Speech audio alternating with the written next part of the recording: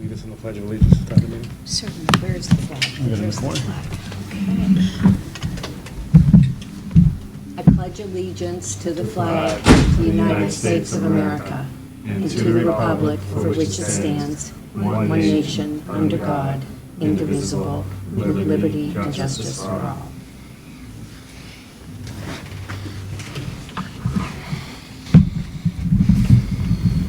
Good evening, everybody. Welcome, public. Tonight's agenda for our planning board meeting is board business at 6:30. We're looking for public input, board member updates. We'll do some bills and payroll, minutes from June 9th and June 20th, and discuss the meeting schedule. At 6:40, the planning board peer review engineer Green International Affiliates Incorporated will be in. We'll do a brief presentation, some questions and answers, and hopefully move to vote on a contract. At 7 o'clock, the Littleton Station Area Study presentation and update. All right. Board business, any public input? Hearing none. Board member updates. What? Did you walk I had to. I couldn't find a parking spot. You should have just walked all the way. It would have been better. I do have an update. I went to the meeting with the electric department about 5G cell tower sites, and it's coming. It's going to be here probably by spring of next year. So we need to schedule some time to redo our bylaws, because the way it's just like it was 20 years ago. We don't have any criteria in place. They can just go on every single telephone pole in the whole town of Littleton. They don't want to co-locate, so they want to put 4 carriers on 4 different poles. So we need to have a meeting to address that with our bylaw. And Boxborough's going to do the same thing, because Littleton Boxborough, the light and water department, and we need to get the electric department in, because they anticipate by spring of next year, people will be starting to try to put this new 5G network. Right. First come, first served, start grabbing all the poles they can. So we need to schedule a meeting sooner rather than later. The light department owns the poles, currently? Light department owns the poles. They own this area of the pole, but the FCC has mandated that they can go on those poles. Right, but does Littleton benefit from that? Not just by the 5G service, but They're any going to carrier? get paid for it, yeah. Okay, that was my question. But there's a transformer that's going to go on the bottom. The utilities don't want to co-locate with each other. They want their own poles, and it's going to be a mad grab for how many poles. You know, Verizon will come in, and then Sprint will come in. They're going to want to grab the best poles. But the problem is the 5G has to bounce off a big tower. So if they're grabbing, say, Newtown Road, and there's nothing there for them to bounce off of, they're grabbing it just so nobody else can get it. You know, we got to look at that kind of stuff, because it's this new 5G stuff's coming. It's already in Providence. They're doing Boston now, so we need some sort of bylaw or some sort of amendment to our bylaw that sends them to us first and to the electric light department after that. Okay, So we need to put some time in for that. excellent. Do That's we know all I what got. timing is on that, Mark? Like, when should we be talking about it? We should be talking about it now, because spring, they'll be right. knocking on Littleton's door. So by now, so August. Well, August, September, yeah. They just fit up Providence with 5G, and they're working on Boston now. So they're going to do the big towns first and then start. It's better to be proactive than reactive as far as that goes. Thank you. You're welcome. Jerry, anything? No. Okay. You're not on any board? You don't have to tell us about anything? CPC. I was down at the lake. Looks nice. Good job. Okay. Anything? 2 of them real quick. Transportation Advisory Council did meet shortly after our last meeting, and trying to connect with a couple of the other, with a couple of town departments to identify what transportation-related needs they have, and because there are grant opportunities available, so really trying to play matchmaker there and see. So we all have our own assignments to do that. Second thing is the form-based code meeting, which is a week from tonight, and that has been announced in multiple arenas and venues, so hopefully we'll have good attendance there. Maren and I got a little preview of it, and looks good. Looks exciting. Lucy? Let's see, I attended both an EDC meeting and an MPIC meeting. And EDC, there are 3 vacancies now on that committee. So the committee is actively looking for people to participate. So if you know of anybody, have them go to the website, take a look at what the objectives and the mission statement, and they can submit an application.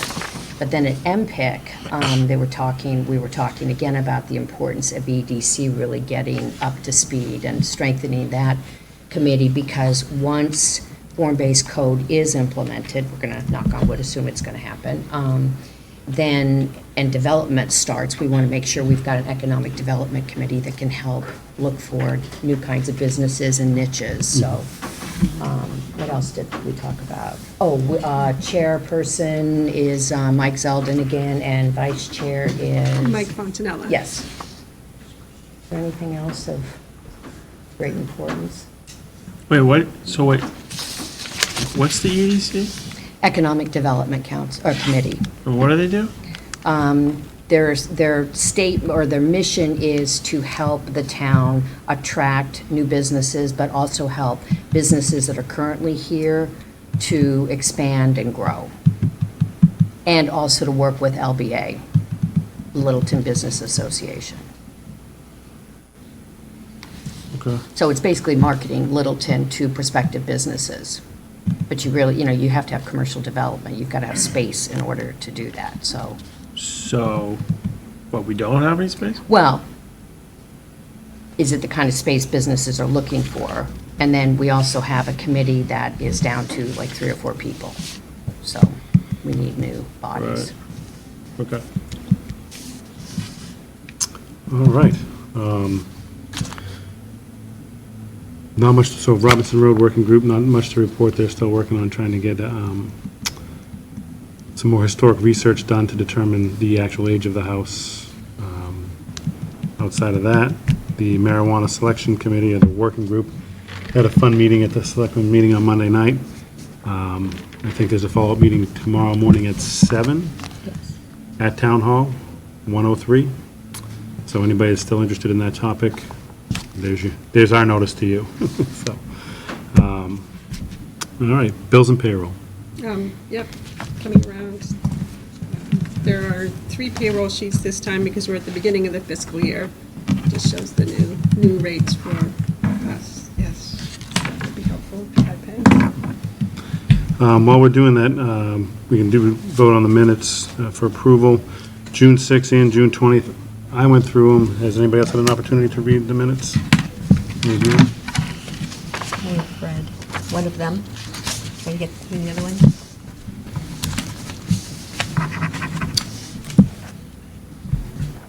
So you probably noticed that Lucia has a different approach to the minutes than I did, but she is starting to get a little more context and hopefully going to pare back on the length of them a little bit. But Well, she's I got have the to say, detail there. I had to say the detail was excellent. I enjoyed reading them. It was concise. It was a fun read. I like reading myself as Mullen all the time. Mullins. There you So, Anna, you said you got through June 6th? Yes. Not June 20th? Yep. Anybody want to make a motion?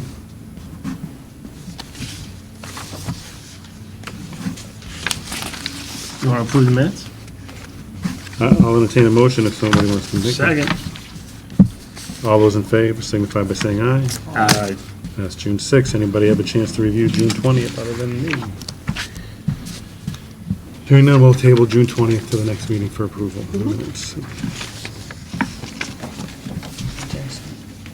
And let's talk about meeting schedule.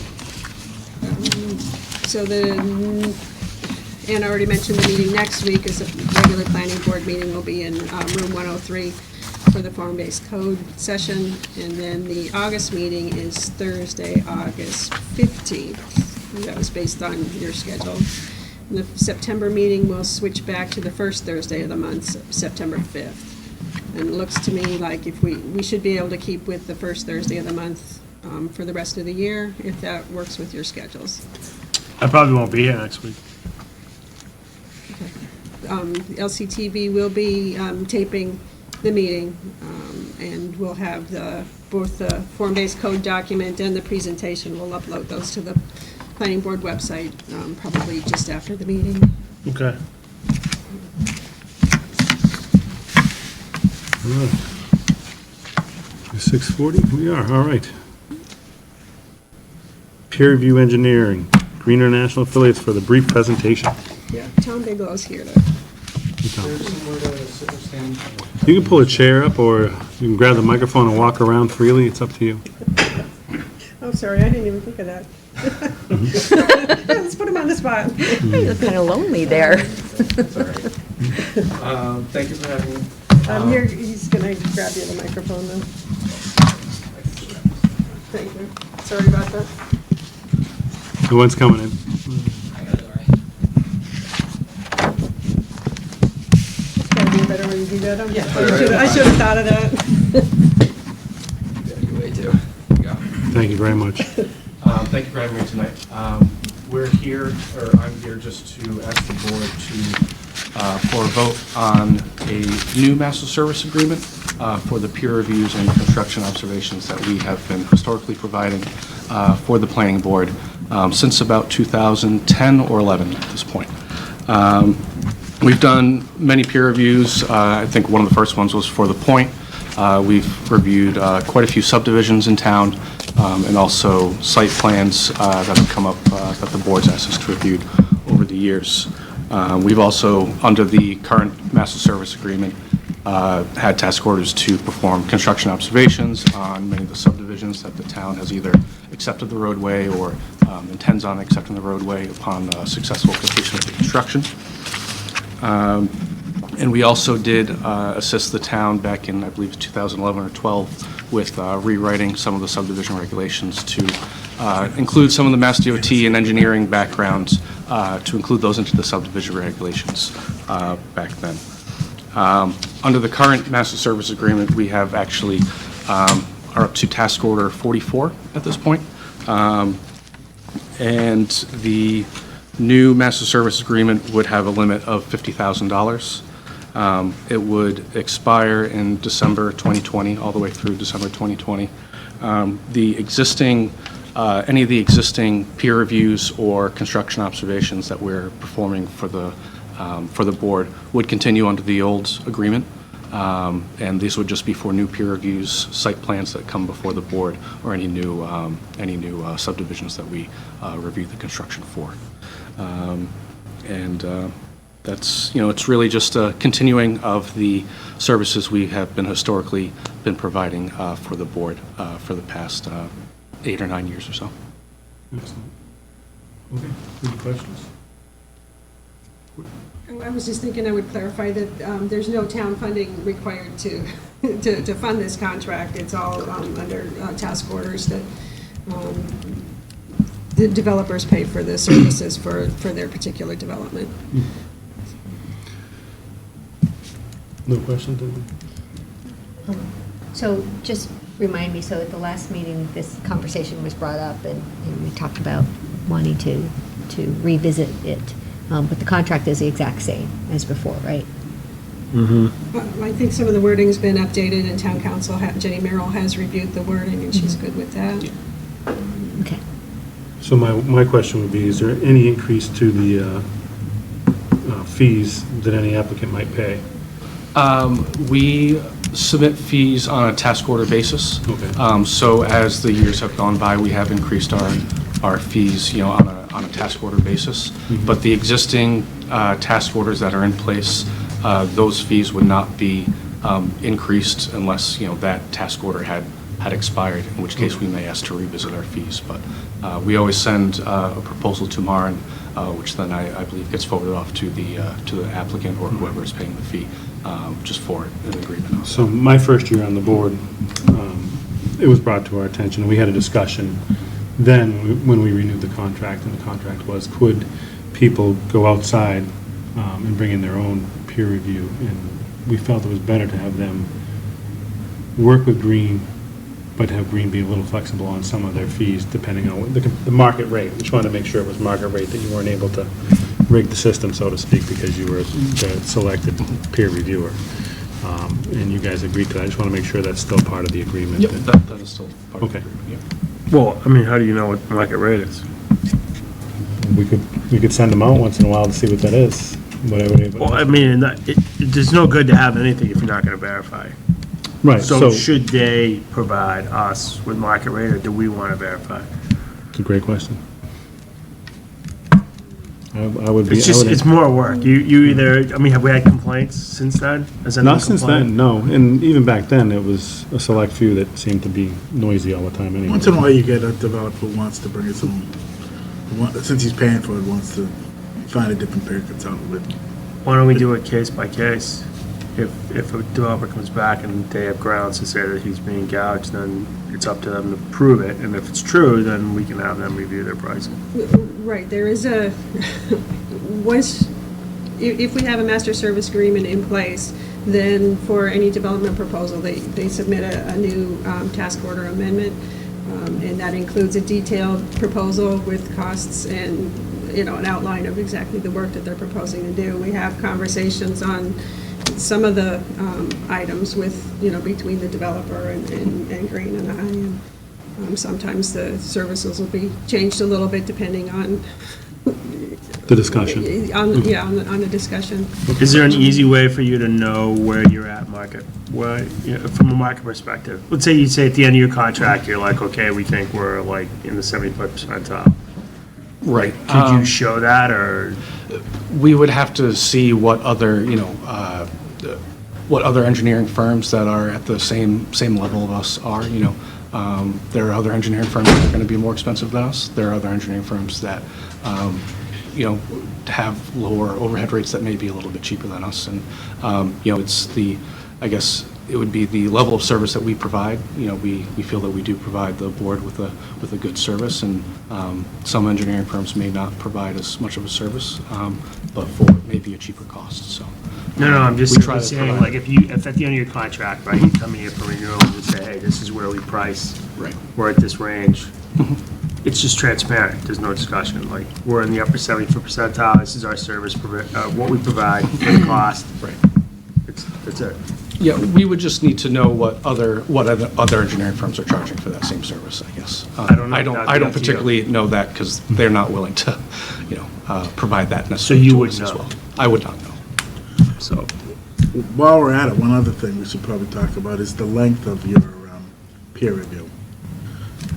We've got a limited window when we bring somebody in before us, and some of these peer reviews have 60 or 70 items that really should be resolved before we see it. You know, I'm not saying give us the Reader's Digest version, but I think a lot of the stuff should be sussed out between you and the developer before we see the minutia that comes in. I mean, we don't have time to go through all of that. That's kind of why we're using a peer review. Drainage, yes, we're using ductile iron or we're using RPC or whatever it's called. As long as the town engineer is okay with it and everything else like that, Okay. just maybe I'm speaking out of school, but when we get the ones with the 60 or 70 things, we have to go line by line through them all. It gets in a regular public meeting when we really haven't had a chance to look at it. It's stuff that we probably shouldn't have to be looking at in the first place. Yeah, I'm okay with giving it to you guys and Maren to review along with the town engineer. But we should probably identify what things were okay, letting them work out administratively, and then, Well, there's something like waivers. We should obviously look at all the waivers. well, so one of the waivers is the scheduling pipes, right? Well, I just use that as example. Right, but I think that's something that we shouldn't have to review because Yeah, we waive it every time. right. As long as the town engineer is okay with it. So there's certain things that I think we could certainly look at as part of the process of being administrative as opposed to being Yep. part of the review. is that by contract, or do we need to know that in their contract, or is that I administrative? think we'd have to go through it. I Yeah. think, to me, that's internal process. That's what Yeah. it seemed to Yeah, me as well. Yeah. We'll have, and on certain projects, the timing has worked, so we've been able to get through you know, have the initial report from you, and then the other engineer provides the response, and then a sit-down meeting with the three of us. Especially given the Before fact that it we don't gets get to- plans 2 weeks in advance like we promised. Right, and make sure we do that before it gets to the board. But do we need to memorialize that in writing? That would be your directive to me on how you want the process to work. Yeah. I'm just I'm fine asking, with do we that, yeah. need, should we, I or? think we do need to do something official, if you will, especially because what we're saying is that we won't be seeing a 60-some, odd-some, Right. but that should be taken care of before we see it. And if there are certain categories or certain ways of looking at it, Maureen, maybe you can provide us with your thoughts on that. We can confirm it, especially if we're meeting, soon and again in August. I think it's something we could look at in August. I think next meeting's going to be Yeah. busy enough, but if we could get something in August, and maybe you two have the conversation. Yeah, certainly. Good point, Mark, thank you. Okay. Square.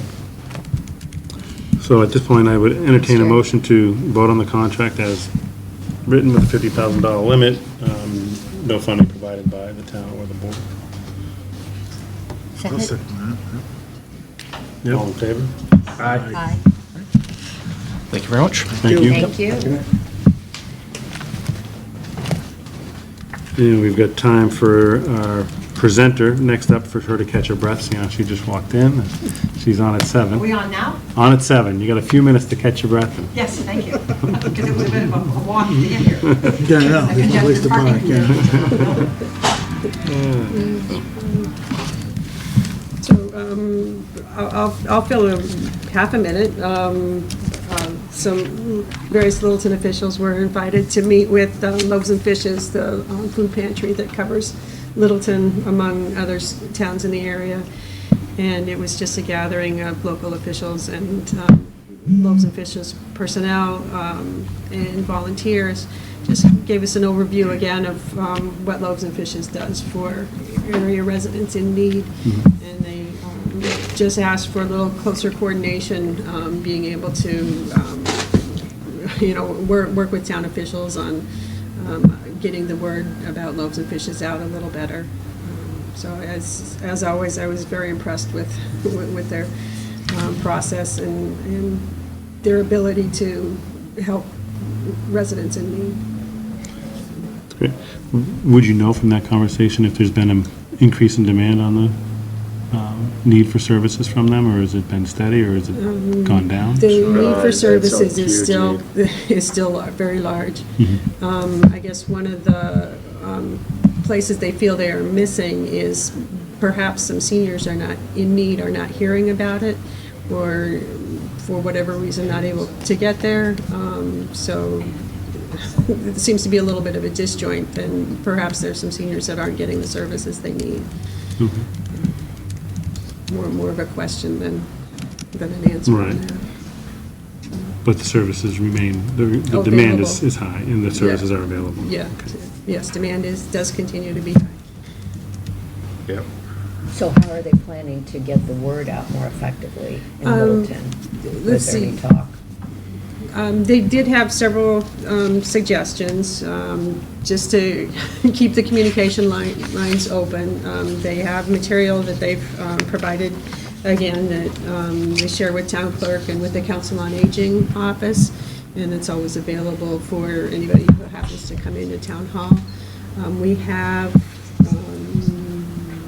I believe we have at this point the link on the town website to Loaves and Fishes.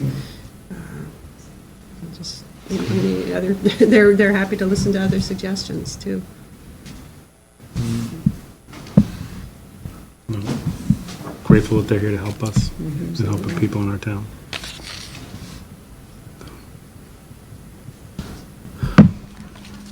I don't have anything else to juggle to keep people entertained for 5 minutes. Take a break? Anybody want to get a glass of water? I think there's a. I might get a glass of water. Okay. Take 3 minutes to get a glass Must of be a water. bathroom somewhere.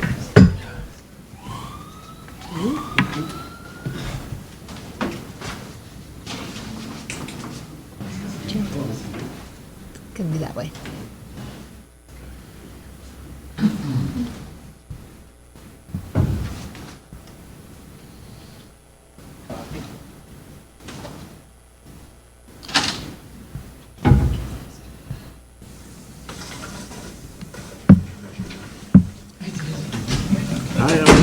hello, how is it, everything over there? I'm in Siberia over here. Hey, Mark, I have a question.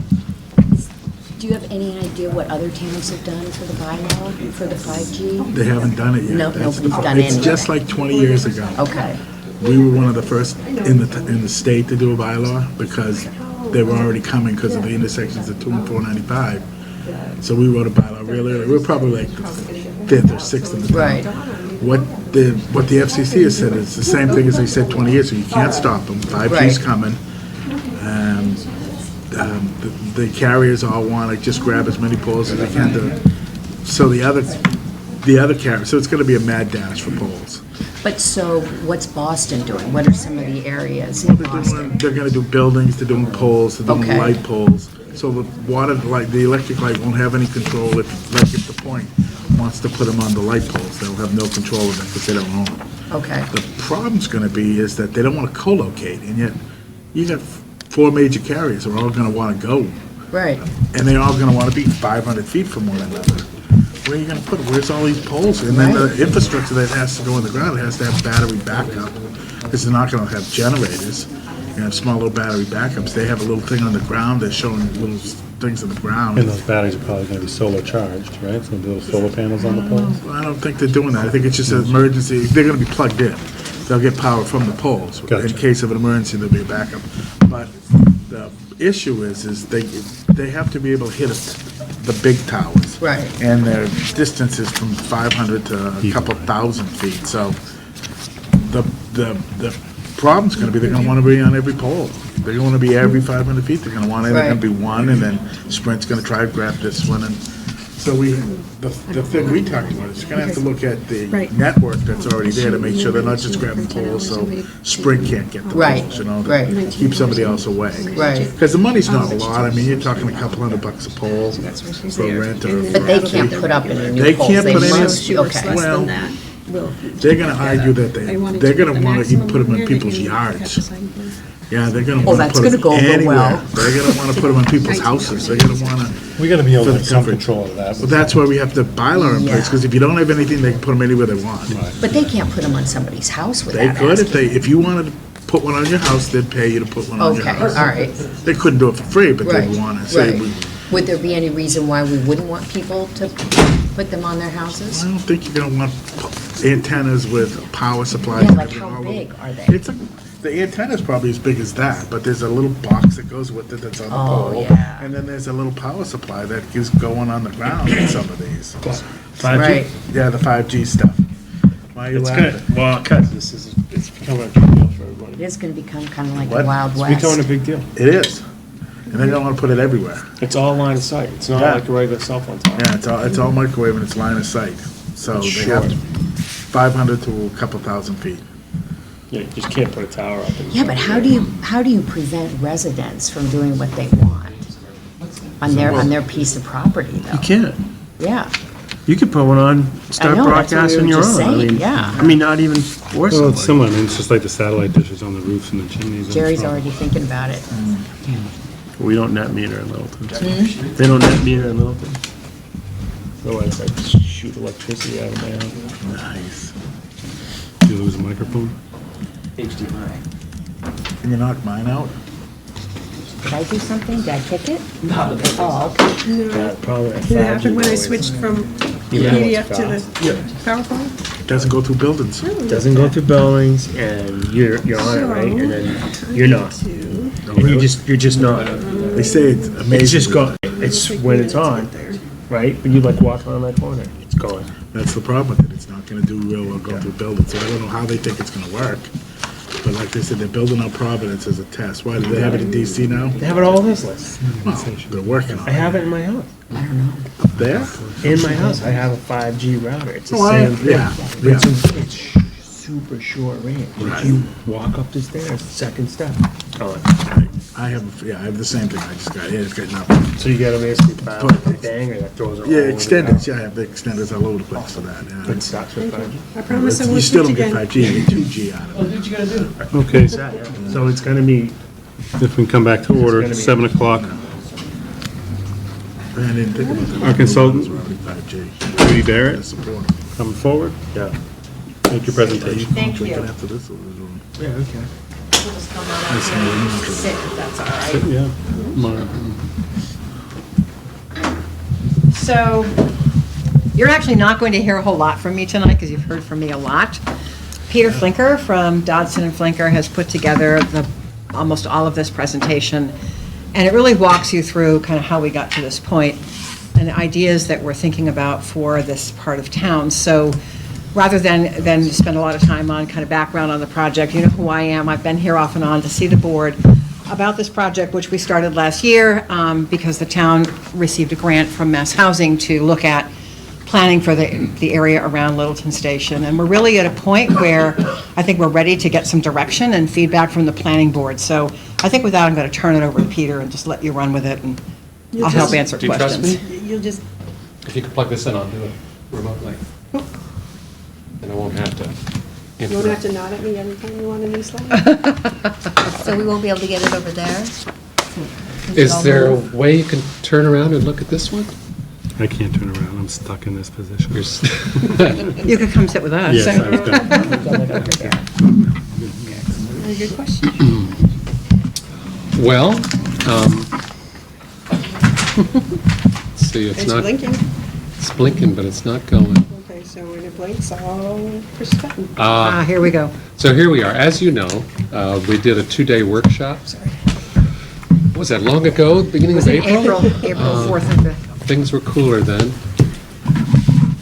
But we had a Friday evening listening session, which I'm sure some of you attended, where we talked about sort of what the issues were revolving around the Foster Street corridor, the Taylor Street area, because we really wanted to talk about, you know, what people were worried about first, and get some opinions about what the strengths and weaknesses were of the area before we launched into talking about what would happen in the future.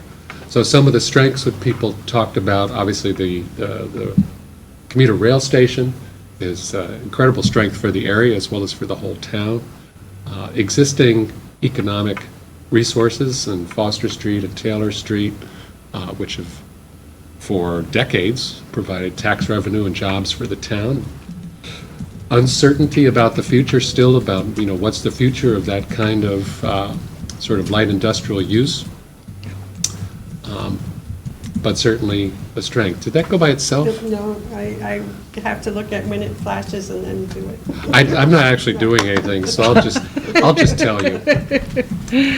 So another strength I think people were very vocal about is the rural character of the area, the sort of winding, quiet country roads lined with trees and stone walls, obviously Foster Street chief among them, but also, of course, getting into weaknesses, that's also something of weakness on the next slide, where you have narrow winding roads that already, for many people, feel dangerous at times, too much traffic,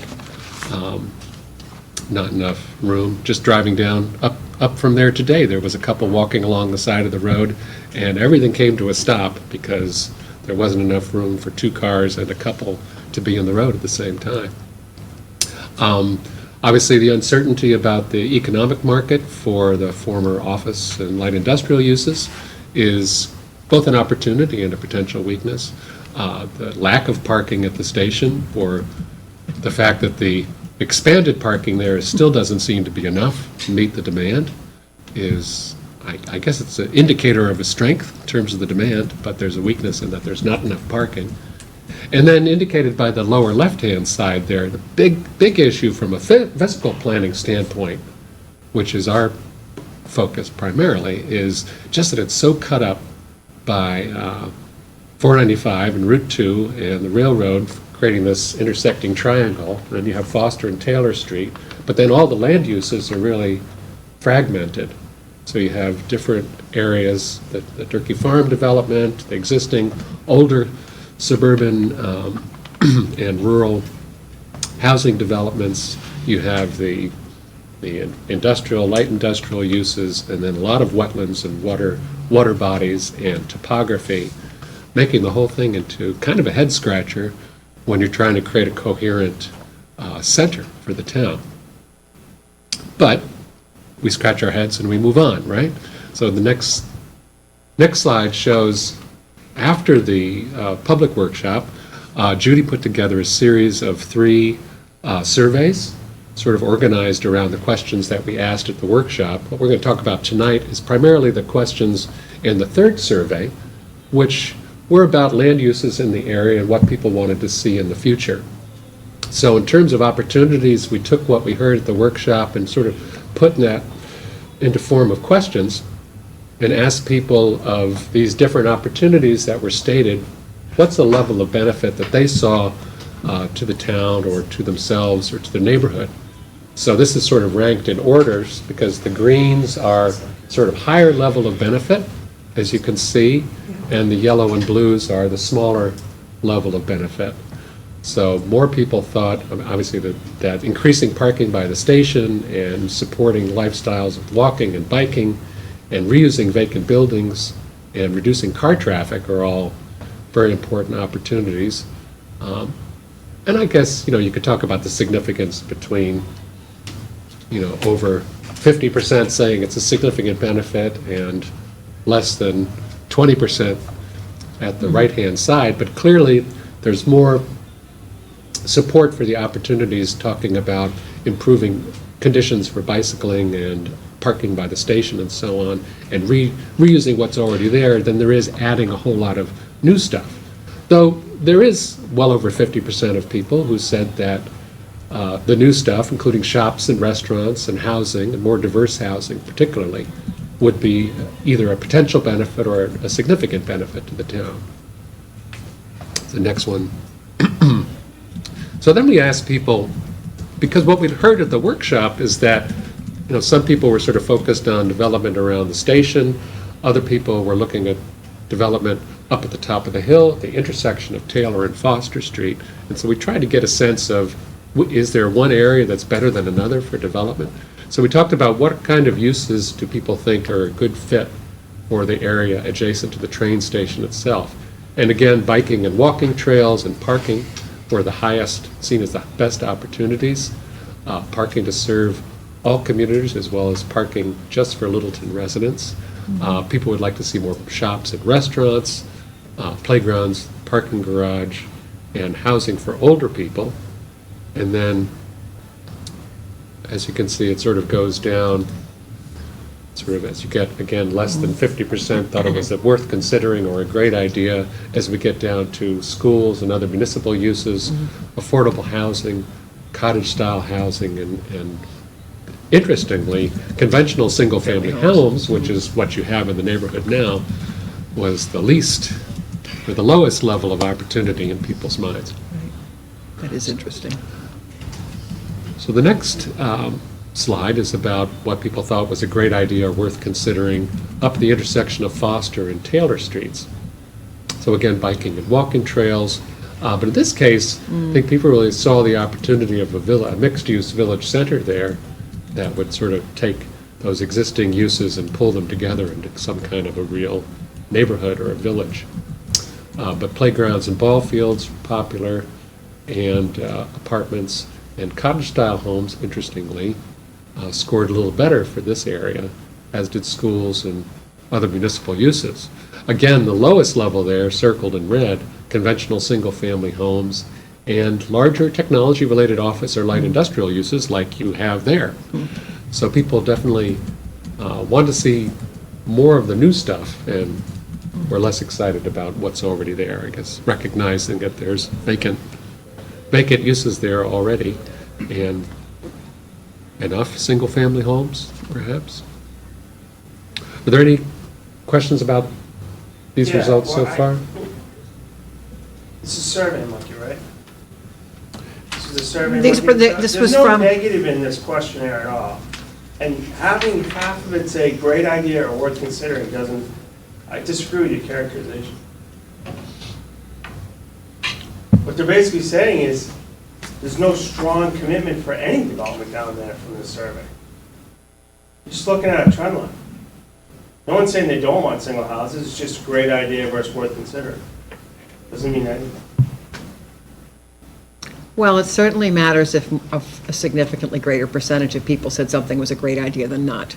Well, what if they said it wasn't a good idea? Was that an option?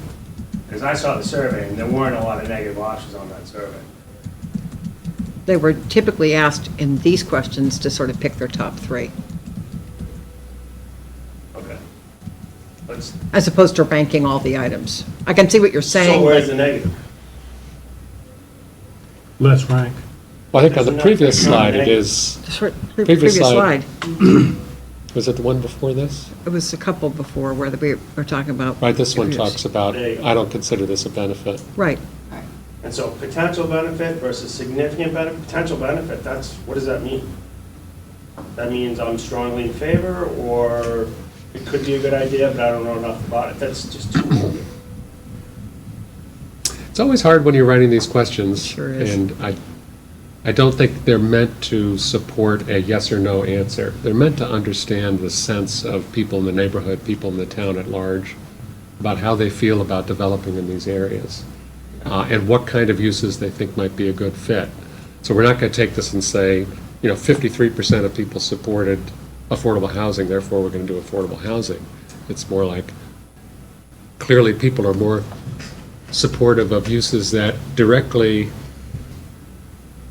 add to the quality of life of people who already live there. They're probably a little more nervous about uses that might impact the quality of life with traffic or more school children or other potential impacts. That's a little soft for me. I think it gives us some good trend analysis, so. Yeah, I would also say, we would never take surveys like these and somehow try to generalize out to the entire town. This is really, just to maybe backtrack to why we even did this. We did this because we wanted to give people who couldn't participate in the Friday and Saturday meetings in April an opportunity to weigh in on the same questions that people were asked at the visioning session. So that was really the point, was to give more people an opportunity to participate. Really what they were being asked here in electronic form was very similar to what they were being asked at the meetings. So we didn't want to try to change things too much and then have it basically be a different type of activity.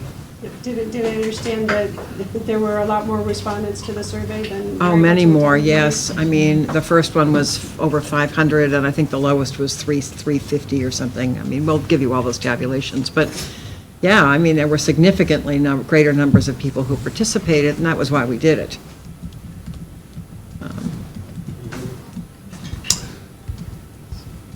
So this one is interesting, because we sort of got a variety of messages at the workshop, and so this one was asking, where should development go? And, as you can see, something less than a quarter said around the train station, similar amounts said at the Foster Taylor Street intersection area, and then I guess was that a plurality of people suggested that it should be sort of balanced between the two areas, which does seem to make sense in terms of the available land, as we'll see. A relatively smaller amount of people said there should be no more development at all. Sure. Which I think is encouraging, perhaps, if you think that development would improve that area. Next one. So, just sort of summarizing the opportunities, basically people recognize that the train station, the sort of vibrant existing neighborhoods, and the existing large office industrial buildings are all sort of opportunities, but that by adding stuff to them, which would be the next slide, such as more diverse places to live, parking at the train station, and businesses that could serve people in the neighborhood, people commuting, you could sort of take these disparate uses and create something that's more of a complete neighborhood, a complete community. Because right now, obviously it's hard to serve all your needs in that area. Whereas one of the, I think, themes coming out of the comprehensive plan is, to try to, rebuild areas like the Common to serve all the economic and social issues for that part of town, and to do similar improvements in other centers. So you could have sort of revitalize both the Common area and West Upton, and sort of take advantage of opportunities like the train station to really give more of what people need, but hopefully minimize the impacts. So the next one, please.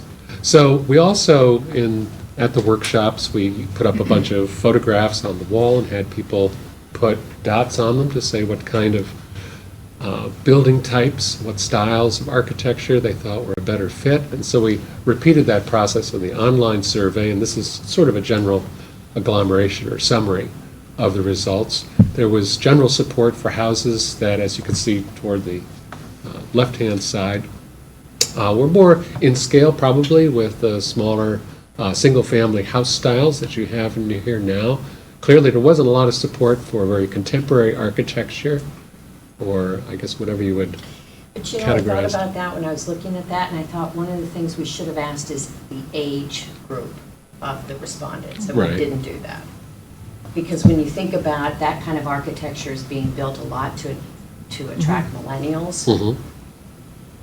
so. The reason I didn't include that question is that we didn't really record that at the open house either, the visioning session. So unless I had the ability to clearly correlate the two, there's limited value. I think we need to go back to why did we do this? We did this to give people who couldn't attend in April an opportunity to participate, albeit electronically, in the same questioning and answer setup. Yes, the next one, please.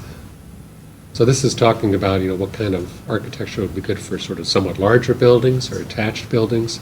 So you can see this strong support that. I think that was the single highest image, which is, I think, attached buildings in a village setting, but with generally architecture that you would find anywhere in town in terms of sort of traditional 2.5-story buildings. The moderate support for one below it. And then the other ones had relatively low support, which I think you could conclude those are a little bit more suburban or urban in style. Despite different architectural styles, people generally shied away from those and really liked the ones clearly that were more traditional, looked like they could have been historical buildings in Littleton at one point. Next one, please. Larger buildings, people mostly didn't like any larger buildings, though there was stronger support again for those 3- and 4-story apartment styles, which I think reflect, again, kind of a traditional residential feel. Everything's gabled and peaked for approval. Right, peaked Yeah, roofs, right. gables, but also some logical things like just cutting up the mass of a larger building into smaller segments, sort of articulating it with different kind of roof lines and so on. So next one, please. And then in terms of village center buildings, people, again, liked the ones which you could imagine are more traditional fit for a small hamlet in Littleton, kind of agglomerations of smaller units into larger masses instead of just big buildings. But also like that nice little Main Street building down the bottom center. I think people feel like they understand that, and it feels like traditional Littleton style. Next one, please. So, we did a lot of mapping at the beginning of this, to try to understand sort of the physical characteristics of the area. Again, one of the principal ones is that it's really divided up by the roads and transportation and wetland and water bodies into a lot of little pieces that don't really hang together very well. Next one, please. So you have there, looking down at the station, where, the result is a difficulty in really connecting everything literally with new roads. So you're kind of limited to the existing Foster and Taylor Street corridor to provide access to most of the outside world. Within that, there's a lot of opportunities to link up some of these interior roads in better ways and try to sort of complete the neighborhood system of roads. The next one, please. So this is an illustration with a map sort of showing how it's also divided by ownership, with the conservation land sort of scattered around. The major water bodies, Beaver Brook to the west, and the smaller brooks to the east that flow north as tributaries to the Beaver Brook. You have existing residential development that historically really followed the smaller ridge lines, sort of in between the wetlands, and the historic corridor along Foster Street and Taylor Street. And the result is that you have large areas that are available for development, but they're kind of leftover chunks within this larger system. Next one, please. And then this is one I showed earlier, which is sort of overlaying all of those constraints with steep slopes, which are represented by the orange and then the red areas. So you also have these sort of hilly topography. So you have the water bodies and the wetlands at the bottom of the hill, you have the slopes, and then sort of over the tops of those slopes, you have the developable areas. So again, it makes for a very interesting kind of design challenge. So next. So this is a concept plan that sort of represents what we heard at the workshop, as well as some work I'll show you afterwards that we did since then, to truly try to figure out not exactly what the right extent of development is for the area, but to figure out what is the potential for redevelopment of this area and infilling here. How could you organize things to be more coherent and more functional as neighborhoods within the larger community? And again, to get a sense of, as this grows into the future, how do we manage that growth so it really makes things better rather than making things worse? So what you see there, if you go to the next slide, this is looking at sort of the north part. You see Littleton Station there, which is a logical location to have sort of a denser mixed-use center that would include parking, perhaps a new parking garage, but also some services and businesses that would service the residents of the neighborhood as well as commuters. And then going interior, there's quite a lot of vacant land in the parcel directly to the north, and also to the area south of the Neshoba Life Care Center. Life Care Center, which is that sort of X at the top. There's quite a lot of vacant land there, which represents an opportunity for quite a few new homes. And so what we're showing is sort of a logical arrangement of that is you connect through from the Neshoba Life Care to the Littleton Station area with a road, sort of help make the traffic circulation a little bit better. You have a connecting road within the station, sort of mixed-use area, and then a series of sort of smaller side loops that would connect these opportunities for different development types. And again, logically, you could most logically, you would have the higher densities closer to the station within walking distance, so those would be apartments. And then you could have townhouses or other smaller units that might be senior living units that would be attached to the Life Care Center. And then up against the existing neighborhood, we talked to people a lot at the workshop about what would be appropriate there. And obviously, they'd like to see some open space, but also single-family units that would be kind of a buffer between the existing neighborhood and any higher density residential that was there. Conveniently, there's also a natural sort of a stream and wetland corridor that separates the bulk of this property from that existing neighborhood.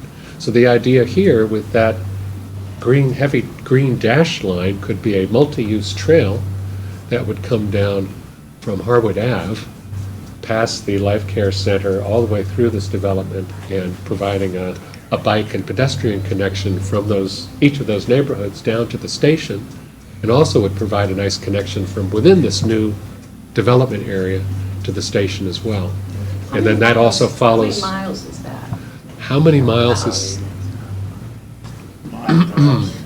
I remember how big it is on the original plan. From Harwood down to the station? It's about Maybe a mile. 3,000 feet, Okay, thank you. Sorry. my estimate. Very good, I Peter. know it's just about this big at 200 scale. So yeah, it's less than a mile, which is, not terrible walking distance to a train station. And so that corridor for the bike path and also for the sort of the wetlands and the stream drainage creates a nice sort of greenway buffer between the existing development and the new development, which is also, this rolls off topographically from Foster Street down to the highway. So those cottages and the higher density units, the apartments, would be 30 and 40 feet lower than Foster Street, and so you wouldn't have them sort of looming over that existing neighborhood. I think originally, we didn't show any redevelopment south of the railroad tracks, because you have the stone yard and other businesses there. We don't really want to step on anybody's toes. But it's been suggested, was suggested at the workshop and afterwards, that that would ultimately, a better use than that industrial use, if this does become a village center, would be to convert it to more of the mixed use and move the stone yard somewhere else. So they could even move to the back of the property, which we've labeled as commercial there, and continue their operations, or they could cash in on that location and move somewhere else. But we're certainly not suggesting to any of these landowners that they would have to do this necessarily. But again, the purpose of this concept plan and the other plans we've been doing is sort of look at what the opportunities are, see what fits, and then the town will have to decide if and when to change zoning to encourage this, and then each individual landowner would have to decide what they want to do with that opportunity. Do you have other concept plans, or is this? Yes, there's one more for the south side, which is this next slide. And the Foster and Taylor Street intersection really in many ways is a more natural village location, because you have that intersection. You have a variety of uses around that intersection and a lot more developable land within walking distance. But again, we're sort of taking, again, kind of the classic village model where you have mixed use around the intersection. Again, with that green line representing the sort of multi-use trail connection, which has already been discussed along Foster Street between here and the train station. Have apartments and the higher density sort of replacing perhaps some of the commercial uses and also taking up the space, the busier part of the site on Taylor Street, and then have townhouses and cottages perhaps, or other single family, again as a buffer to the south. You sort of organize it so that each part of it contributes to the whole, but that also each part of it sort of is an appropriate location. So the next one, so this is kind of an abstract diagram of this whole arrangement. So we have at the intersection of the main streets, and either with Taylor and Foster Street or with Foster Street in the railroad, sort of our mixed-use core, which would be the sort of the center of activity, the center of density. Somewhat higher density is residential, as indicated by the orange, sort of on the highway side. Lower density residential is indicated in the yellow, sort of buffering existing neighborhoods or going north of the train station area. And that other little bean is indicating continued commercial use of the existing buildings. But really, the big idea from a development perspective is to take these disparate uses and unite them with more of what people need, and take something which is kind of a hodgepodge of suburban uses and turn it into a real activity center where everyone could benefit from the overlap of different kinds of activities. So the next couple of slides, I think, just shows some sketches we did, sort of develop, how much development does this mean, and how could you arrange it? So this is sort of the overall sketch. The next one, again, shows the north half. So again, we have sort of a looping road that would connect, sort of following the contour of the land across the wetlands from the train station area north to the life care facility. Around the station itself, you would have more parking for the station and some commercial uses that would come up to Foster Street, and perhaps a commercial use that would be right next to the station to service commuters. But to integrate the existing commuter parking with new parking and new uses that would also serve businesses. So to take advantage of the location for economic growth and provision of services that people need. And then on the lower left-hand side, we have sort of an apartment cluster, where apartments would be on a loop road, again stepping down the hill. Then toward the top, we have attached housing or townhouses. And then in the middle, kind of cottage scale, single-family housing. So the idea, again, and we're seeing this, I'll show you some pictures, we're seeing this get built more and more often because people really don't want to live in a single-use community. They'd rather live in a place where there are a mix of different kinds of housing styles. It feels more like a traditional town. You go to the next one. This shows the build-out, if you're wondering. So about 38,000 square feet of commercial space around the station, 50 cottages, 120 townhouses, and 280 apartments. So quite a lot of development potential here. And again, we're not saying whether this is a good or bad thing. That remains to be determined by you. What we're saying is this is what physically you could probably build on the site. With a big caveat, you need the wastewater Of course. and the water supply, Right. and you need to figure out the carrying capacity of the roads for the extra traffic. So without a traffic study, without a wastewater study and all the rest, you can't say what those carrying capacity results are going to be. So this is really looking at what physically fits on the site, how could you arrange it to create a nice neighborhood. So again, as you can see, we integrated the greenway with the trail, and then within the development, a number of park spaces, typically sort of try to create a focal area with community centers and so on. So the next one is looking at the south end. So that's at the top, that blank area to the left and to the top is 495 and Route 2. And then you see the intersection of Foster Street coming down to meet Taylor Street. And so the idea is really those big white boxes are the existing major commercial uses. And what we're doing is filling in within those properties and replacing one of them, I think, with a mix of apartments, mixed-use development along Taylor Street.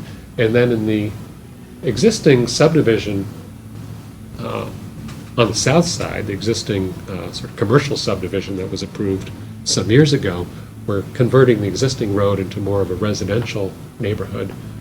Again, but taking advantage of that location with either small single-family or attached townhouse units that again would be integrated with the mixed use along Taylor Street and perhaps with a park and a community center, sort of serve as a focal point for the neighborhood. I think and the next one shows some of the numbers here. 110,000 square feet of potential commercial space, 25 cottages, 60 townhouses, and 368 apartments, including apartments that could be above commercial uses that would be along Taylor Street. So again, a lot of development potential there, but you'll have to decide Where you want to go. where you want to go with that. So the next one I think shows a little detail. So again, the idea here is sort of traditional village development principles. It's like rather than spreading everything out, you try to bring it close, make it walkable, make it attractive. And the way you do that is you bring the buildings up to Taylor Street, you put the parking and parking lots to the rear, try to connect the parking lots in the back with circulation so people don't all have to pull out onto the main street. And then you link the streets into interior neighborhoods of homes and apartments so that this becomes a service point, a place for businesses that could serve this whole district of the town, but also would be supported directly by people who could walk from their house down to the cafe or the ice cream store or whatever it was, and support those businesses. So again, I think one of the goals that came out of the workshop discussion was just, let's make this a place that you really want to live and work and play and visit, not just a sort of a warehouse for people living in an apartment, as so often happens, but an apartment that's embedded in a beautiful community that you really With want to things to stay do. and walk around, and there's things to do, and you might actually commute to this location and as well as commuting from this location. So the next slide's sort of illustrating, again, we've been showing a lot of case studies through this process, and I have a few of these, and then I'll be done. So this is, in West Acton, they've been developing this village center project, which is, I think, kind of the scale that I think people feel would be appropriate in West Littleton. So you have these sort of residentially scaled buildings, but I think the next one shows that, here's sort of a variety of really unique, kind of quirky businesses, which are the kind of businesses which, you can't get that on the internet. I guess you could watch the puppet show on TV, but you can't get a live puppet show on the internet, you can't get food on the internet. And these are the kind of goods and services that people are going to need For. Yep. 50 years from now. They're not going to need a shoe store, certainly. So the next one shows, yeah, those residential scale buildings are backed up by quite a, not such a residential scale building in the rear. But you see how they created this nice strip of sort of small scale buildings along the street with on-street parking, and then the larger parking lots and the larger buildings going in the back. So you sort of have the best of both worlds. Next one. So this is showing from the air. You see that larger building is kind of the anchor, and then small. They incorporated a number of existing buildings and then added on to some others. But again, it's the whole concept is using the infill and the redevelopment to make the place better, make it work better for business, make it a better place to live, and make it more attractive to everybody who has to drive through it. Next one, please. This is sort of small, that's good. single-family, compact neighborhood housing that they're building at Devon's. Again, I worked on that. people really, did you? Yeah. Good job. For the Devon's Commission, I did. I mean, people really like a traditional house, but they don't feel like they need an acre of land. And this provides that sort of traditional feeling of living in a village, but probably somewhat denser than even most of the historical villages. It's also all low-impact development region. design. It's all lid. Right. Next one, please. This is one I like a lot, which is down in Norton. It's called Red Mill Village. But it illustrates the sort of market for mixed residential units. There's a fairly small commercial building that's sort of the anchor at the entrance, and then behind that there's this beautiful little park. And then the park is surrounded by a combination of townhouses and single-family houses on very small lots. Next one, please, Maureen, I think is, yeah, here's an aerial view. You see the commercial along the road that enters Norton from 495. Right. And then you have this little green space. To the north is a townhouse cluster. To the south is more single-family, but the single-family is sort of tall, or long, narrow buildings close together. But it's really designed, it's not designed around the buildings, it's designed around the spaces that the buildings create, right? Which again is sort of whether you're redeveloping the common or trying to create a new village in Littleton, that's really the goal architecturally, is to create that sense of sort of enclosed, comfortable space for people to walk around in. The next one, please, Maureen. As you can see how there's, despite everything that's good about that project, it still is kind of an isolated suburban project surrounded by sort of oddly configured open space. So that wing off to the upper left there is a single-family neighborhood. I think there were wetlands in between, which they connected with the road. And then there's a separate ownership. There's a new apartment complex that's under construction in this. But it really shows what the market is, and these have sold very well, as I understand it. So the market is really strong for this kind of development because it's sort of that middle kind of housing between an apartment block and a big single-family house, the so-called missing middle, where you have a variety of smaller, more compact housing types that people really like. Very livable, but also much more affordable than a single-family house in a big lot. Next one, Maureen. So this is just a Google view from the ground. So you really can't tell whether it's a single-family house or what it is. They all sort of feel like appropriate village homes. This happens to be a continuous wall of townhouses, but it doesn't look like that. Is that the Norton project? Yeah. Okay. The next one is another view. So they did, one of the things that we forgot, back in the 60s and 70s when we started doing more compact sort of condo development, is we forgot about all the amenities that make living in a compact village center pleasant. And a big part of it is separating the public and the private space. So one of the things we've learned is to have, the porches and the sort of little front door yard, little backyard surrounded by picket fences and hedges.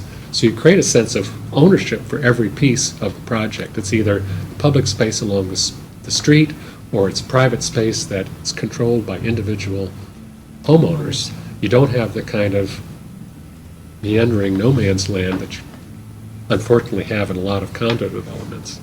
And so people come in here and they think, oh, this is very nice, this feels like my house. Next one, Maureen. So this is then sort of taking that extreme. This is the sort of the new trend in micro-housing, which is cottage communities. This one, of course, in West Concord. And they're building these all over the country. I think the big difference between these and those other kinds of development, that cottage community typically has parking in a parking lot, and then you walk to your home. Typically the home arranged around a beautiful space like this. The next one shows some examples. You can get quite high densities, 15 to 13 unit an acre, 15, 20 units an acre. But you can see how the cottages, as in the lower central picture, the cottages are organized in one space, and then you have the parking off to one side. So it's a very efficient way to utilize the land because you're not providing separate driveways and parking spaces to everybody. That also lowers the cost. Right. And because you're putting more units per acre, you can generally hit a lower price point as a developer. And people love them. This is the last example. I showed this as, I think, one of the earlier workshops, how, in a larger sense, the whole market along 495 is moving in this direction as you take something like, this is the redevelopment in Burlington of an office park into what they're calling the district, which is designed to be a walkable village center. And if you go to the next one, it's really organized around the space where people are, as opposed to a parking lot and then going into your office. Sort of using new buildings, infill buildings, to create beautiful spaces that have sort of support the lifestyle that a modern worker, whoever that is looking for. Going to Island Creek Oyster Bar. Right. Which is a company based in my town. Going and getting some oysters from Duxbury. That's right. The best oysters. And then being able to stay after work and hit a beautiful cafe without having to get in your car. Yeah. So the next one shows this other project where they created this main street, again, out of an office park. I think the next slide shows sort of on the the left-hand side, the existing or the pre-existing office park, and the right-hand side, they tore down some buildings, infilled with newer buildings, but really to create that main street. Again, this is responding to the market for commercial space, which I think that includes a hotel and other smaller floor plate uses, but then also it responds to the market of what people want to see when they go somewhere, which is a walkable, attractive community center, not just a parking lot. What else do I have on here? Well, here's an aerial view. So this is not a great example of a community, but it illustrates something where the market is really trying to take advantage of this sort of village idea. So here, I think in Littleton, you have this opportunity around the train station, the Taylor Street, not to create, we're not saying to create this, but That's Burlington, to that's not build, Littleton, to right. build on this market trend, take advantage of this market trend to create something that, again, is really going to be an asset to the town. Oh, There you and are. that's us. If you want to complain, send me an email or comments or suggestions. Just to clarify, because I didn't want to interrupt Peter, but any of those survey questions where people were asked whether something was a good idea or not, they had the option to say it was a bad idea or to register no opinion.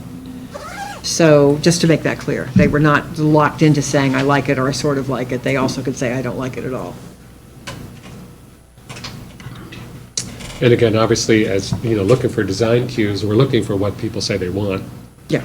and not so much focused on what they don't want. So hopefully I think that, there was kind of a remarkable support for redeveloping that area. I think because so much of it is developed or vacant, kind of unused land and not really nice open space, I think people see that you could do a lot there and make it better for people in the neighborhood. I also think that some of the anxiety people have about development in that area is also understandable. Sure. So, some of the concerns that came through in the survey, I don't think are really a surprise at all. The question is, how do you address those? And doing nothing is not often the way to address a concern, but that's for you to decide. So that was gonna be my question. What if we do nothing? Are you Well, asking you- them? I'm asking them what their opinion would be, of what if we do nothing? Ask your town, ask us. Well, I just asked. Nothing happens. So economic development, lack of development, the lack of diversity. If we do nothing, in your opinion, what would happen? Well, unless you change the zoning, the only options that are there are the options that you make available now. And may just sit that way for a long time. Nothing may happen. Right.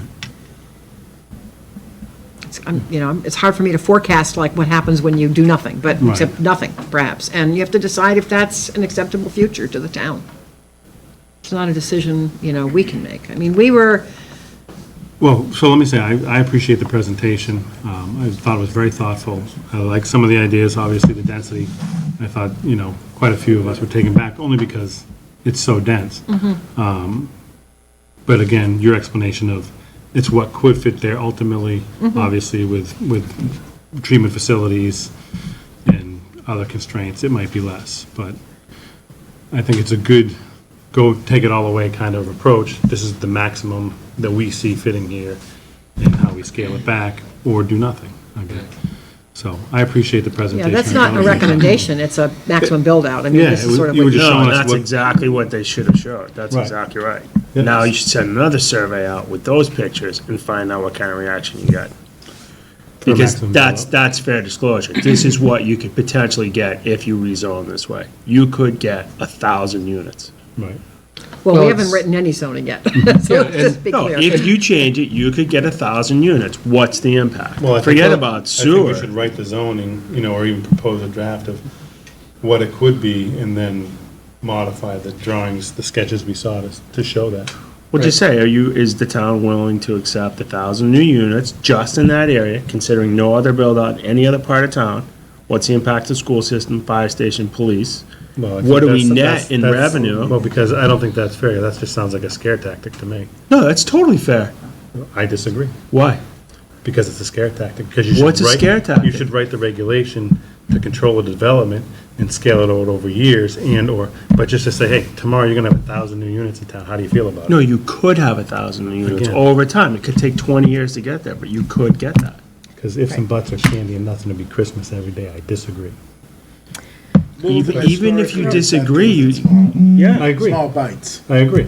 And that's what I'm trying to say, that anything regulated over time with zoning, Why Yeah. couldn't we just come up with a master plan of what we think it should look like, what we would like it to look like? I mean, I think we all agree we don't like that kind of density.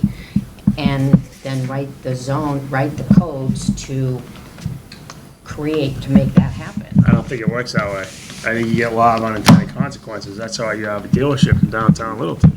But if you have a master plan that you create around it, It's not a master plan, it's gonna be what you're gonna do is you're gonna decide what you wanna put down there. Right.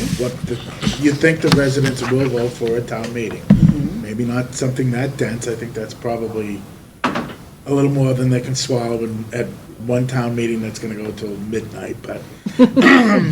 So you start with something, maybe you do a mixed use, a light mixed use, you're gonna allow maybe some apartments if you get, I'm not saying what it's gonna be, I'm just saying, so you start with something a little softer, zone it for just that area, bring it to town meeting, and let the residents in the town decide what they wanna see the town look like. That's what we've always done in the past. and- Right. but I don't understand why we can't come up with a vision of what we think Yeah. things should look like. Yeah, like that vision. That's a vision. Right, but look at, okay, that's one vision, but there are other visions which would include less density, maybe more green space. Why couldn't we come up with that? Well, but Maybe I I'd be think you have naive to- here, But, I think you still have to say, this is what the land under that zoning maximum support could be. So your maximum could be X, right? So at least you know what you're voting on. You're not gonna get that, Right. but it could happen. I think the misstatement there is under that zoning. There's no that zoning yet. Yeah. Right. You get to No, craft. I'm saying if you get do to it. craft. Right, If that's you what I'm craft saying. zoning that allows that. No, you're not gonna But that's allow not what we're that. talking Allows about. it. That's what I'm saying. You're not Maybe gonna I'm allow not it that using the dense. right words. If we came up with a vision, we just being, planning board, board of selectmen, who knows, right? Town, yeah, okay, comes up with a vision that has more green space, et cetera, then you can craft the zoning to create that. The zoning would, because of the zoning, it would only allow certain densities, right? Okay. Yeah, because you wouldn't write zoning for something you didn't want. Right, So right. if you knew that that was in excess of anything the town has an appetite for, well, that's fine. It's part of what we need direction for. No, But then it's sort of like, well, so how do you then re-sculpt that vision? And that's what you write the zoning to. Right. Right. So it doesn't end up being that, it's something less So than. it's gonna be a density thing. You're gonna decide. Understand that. How much density you're gonna allow on an acre. Right. What it's gonna be and what's Well, the I think we move mix away from gonna a little bit about the acre, because I think if you allow density, I know what you're saying. Parcel. but- Right, yeah, I think parcel is a better way to say it, because you could put more density on one acre if you get more open space on other acres, so. I'm interested to be. Or a hear, different kind of housing mix too. Yeah, well, I do Yeah, the- like the idea of the housing mix. I think it's a Well, growing the trend that issue makes is, sense. all along, everybody in Littleton's been afraid of the apartment boogeyman, when we had. So now, if you're gonna add that as a component, there's gonna be a trade-off as what, you're getting more open space, you're getting diversity. So that's the knack is gonna be writing a bylaw that you're gonna bring to town meeting that's gonna have that word in it, and what are people gonna wanna live with, what can they live with, and as long as it's not 348 apartments going in one people might, if they see an advantage of the millennials, empty nesters, seniors, maybe a component With could be. some mixed-use components in there. Yeah. Right, And but what do you attractive. sell, what are you gonna sell them on? I mean, right now, you do nothing, Well, it see, I doesn't think, change. I think one of the things that happened is that when we did the senior residentials, the SRD developments, we lost out on affordability because of the A word missing. We couldn't do apartments in it, right? So we missed out on affordability. So I think if we That's look at one way to apartments. look at it. But I also think that what people would like is the mixed use, because that's one thing we continue to see is people want retail, they want restaurants, they want places to congregate. And if we create another, a village-type concept down there, over there, I think Yeah. that's So, going to help with the You know, saleability. if I may, I'd like to take us back just a step or two, because I think one of the things that I want to make a request of is that in the future, if we could please, as a board, have a copy of the presentation a couple of days in advance to digest it, so that any presenter doesn't get this onslaught of, oh my gosh, because the results that you're presenting are shocking to some degree.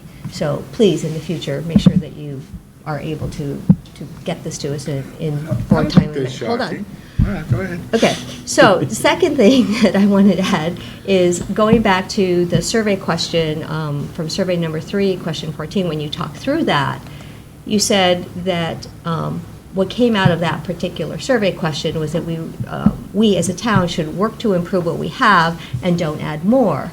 So what in your presentation work to improve what we have? Because I really didn't see a whole lot about the parking issues or the traffic issues. So could you go into that a little bit more? Because if that's truly what was representative of what the town respondent said they want, I didn't really see that in the presentation. What I did see was the add more piece. Which question was that, Anna?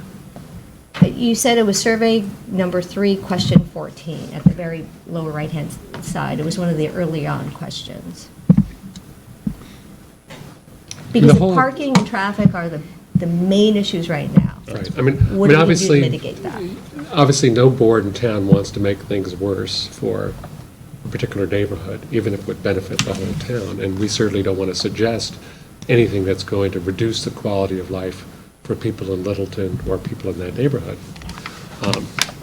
But I think looking at that area, in my mind certainly, it seems like it's so sort of cut up by existing stuff, which doesn't relate to each other. It's sort of trapped in this kind of suburban no man's land.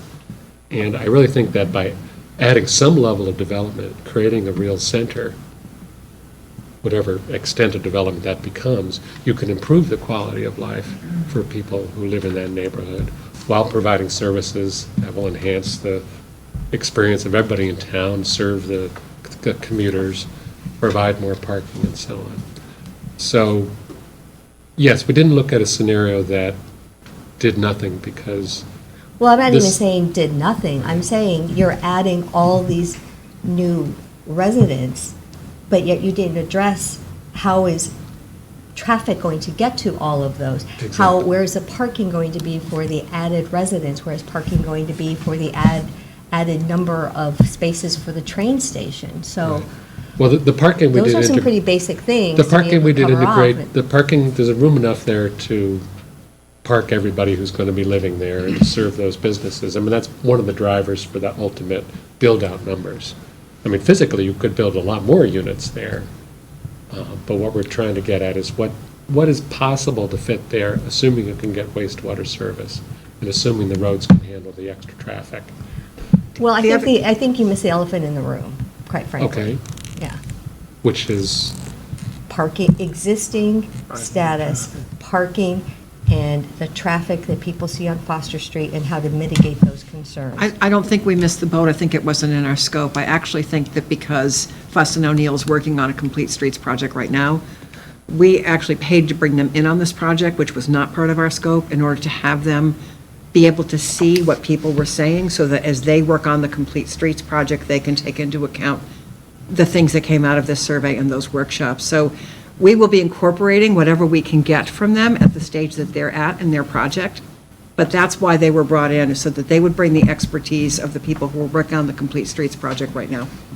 and also, I mean, the purpose of doing this master plan showing all these hundreds of units is when you get to like sort of the ultimate build-out that you think might fit there, that developments might actually build, then you can analyze that and say, well, how many trips per day is that going to generate?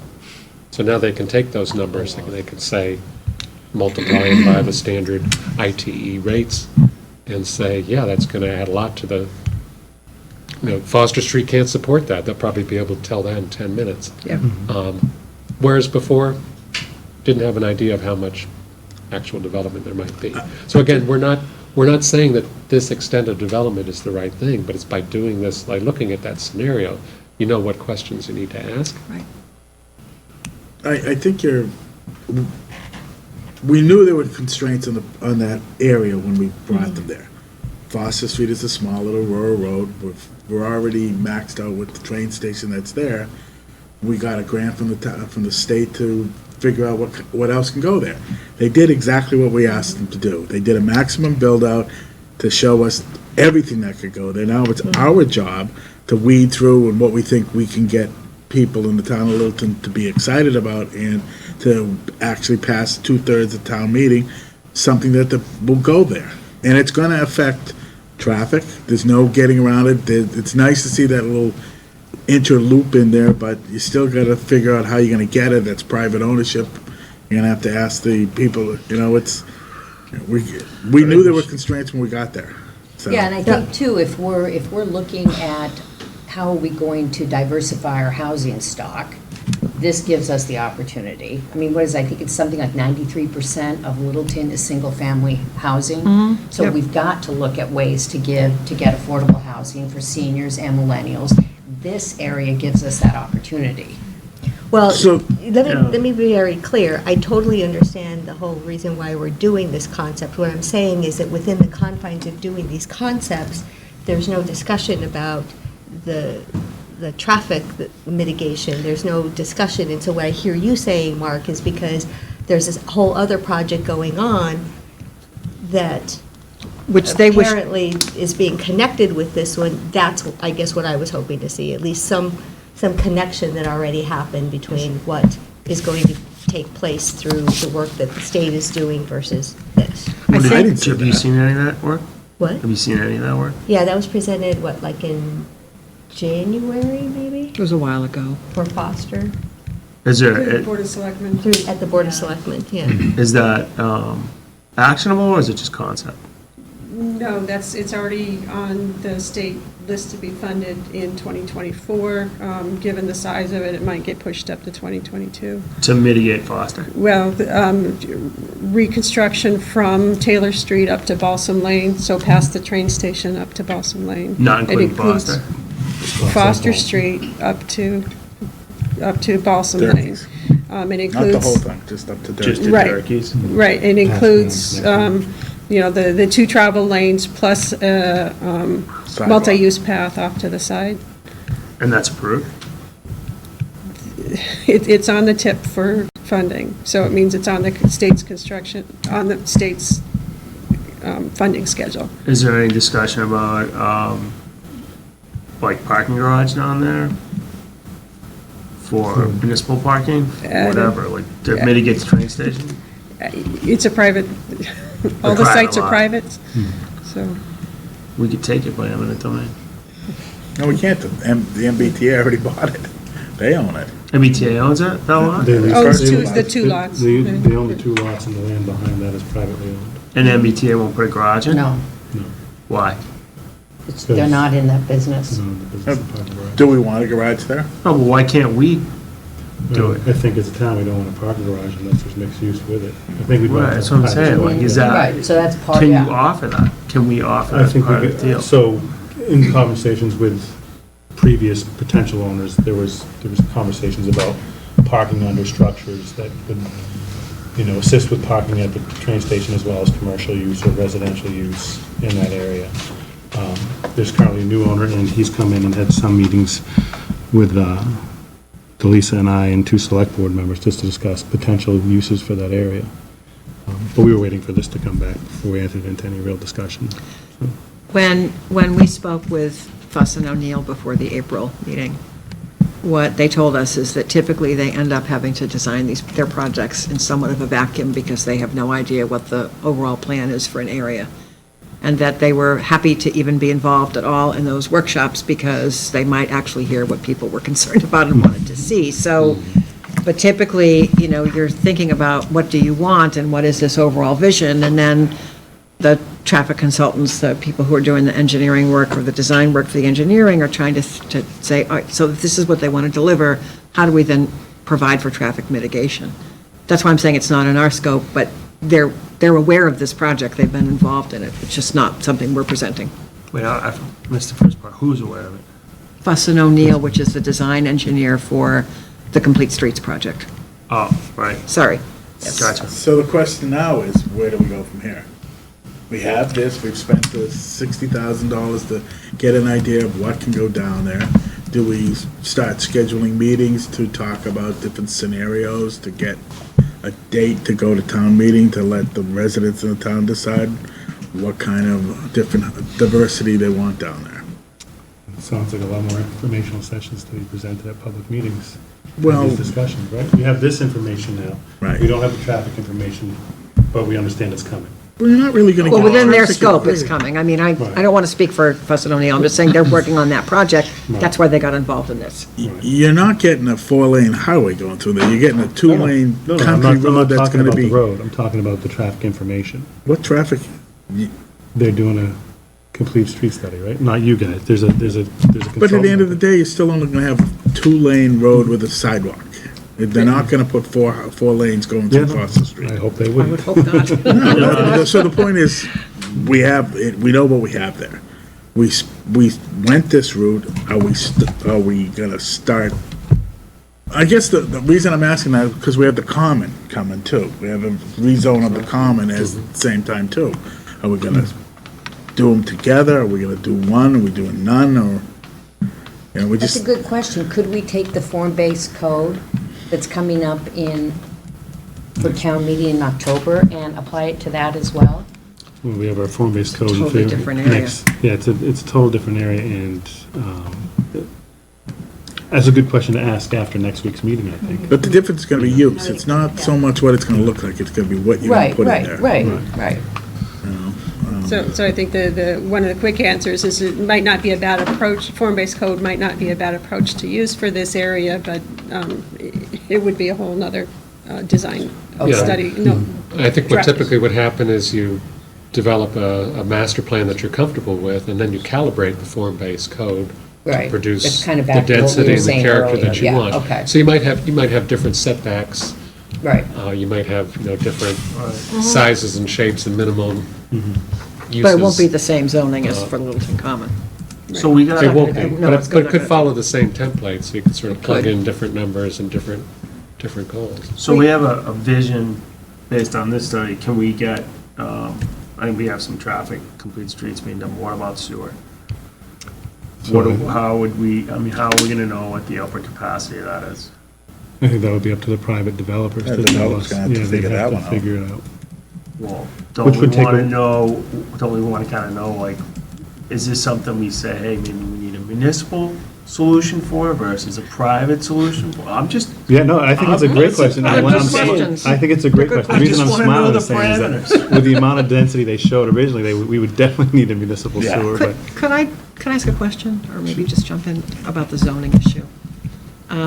Peter's colleague, Dylan Sussman, who also worked on this project, we were talking earlier about kind of ways to think about zoning for this area. And one of the concepts he suggested that at least we float by you is an approach similar to what Hopkinton used for the Legacy Farms development, which is, I don't know if you're familiar with all of that, but there used to be a large nursery project called Weston Nurseries in the northeast corner of Hopkinton, and one day it was no more, at least in its former iteration. And so the town went through a whole master plan process for East Hopkinton and arrived at a zoning plan to carry out what a developer who purchased the property, because it went through a bankruptcy process.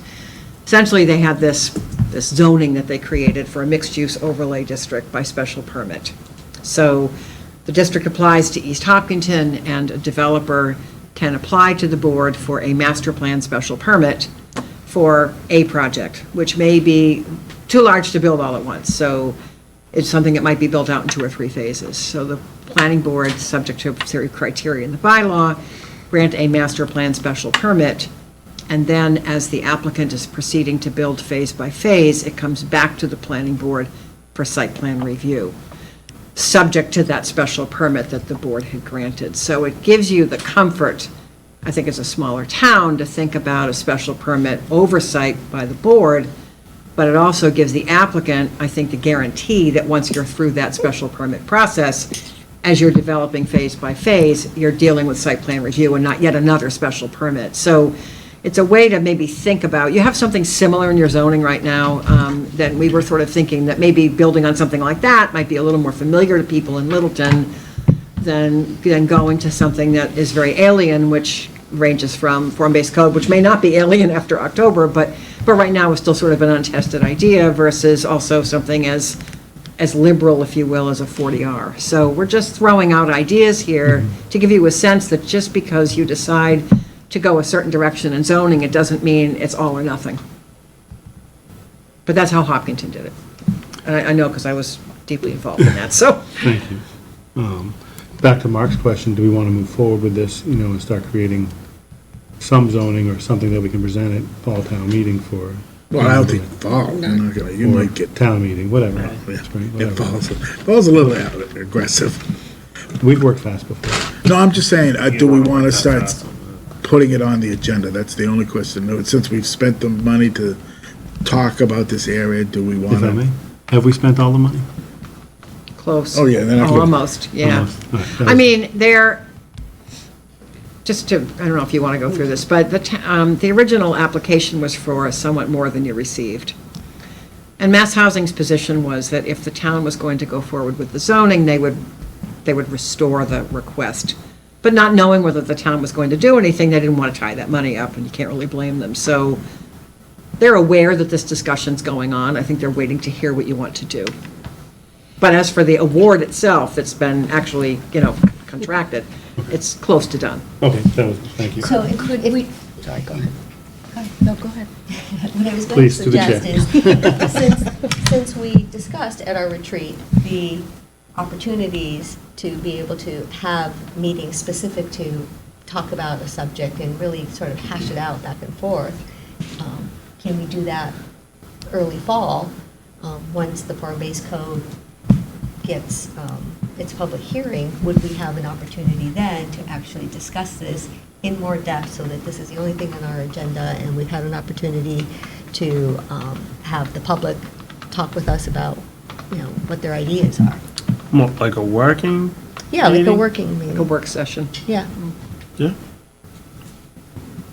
It's gonna take a while to get it done anyway. You're gonna have a Yeah. lot of You know how- working meetings too. But instead of You know trying how, to, Mark, you were saying earlier that maybe we take off bits and pieces, and now I'm kind of rethinking what I said about first having a whole vision. But if we know that the station is a high priority right now, right? I mean, the parking's a nightmare.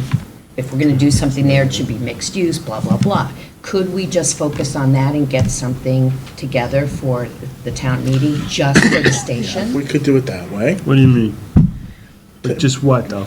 Just the area around the train station. the privately owned piece. The privately owned, yeah, could we develop some coding?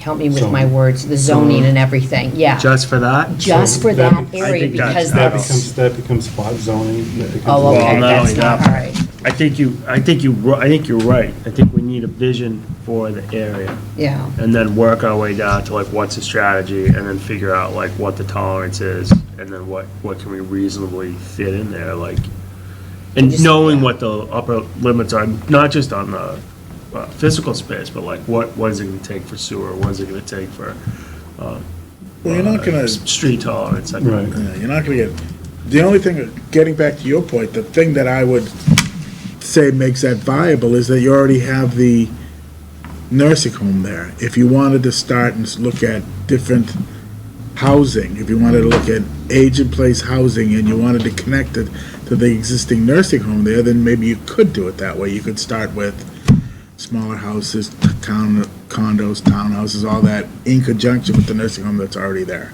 And Well, I it goes don't- back to the original discussion about the various stages of aging in place. and It's what that- age in place, yes, which is what we talked about originally, and then maybe we could try to come up with a way.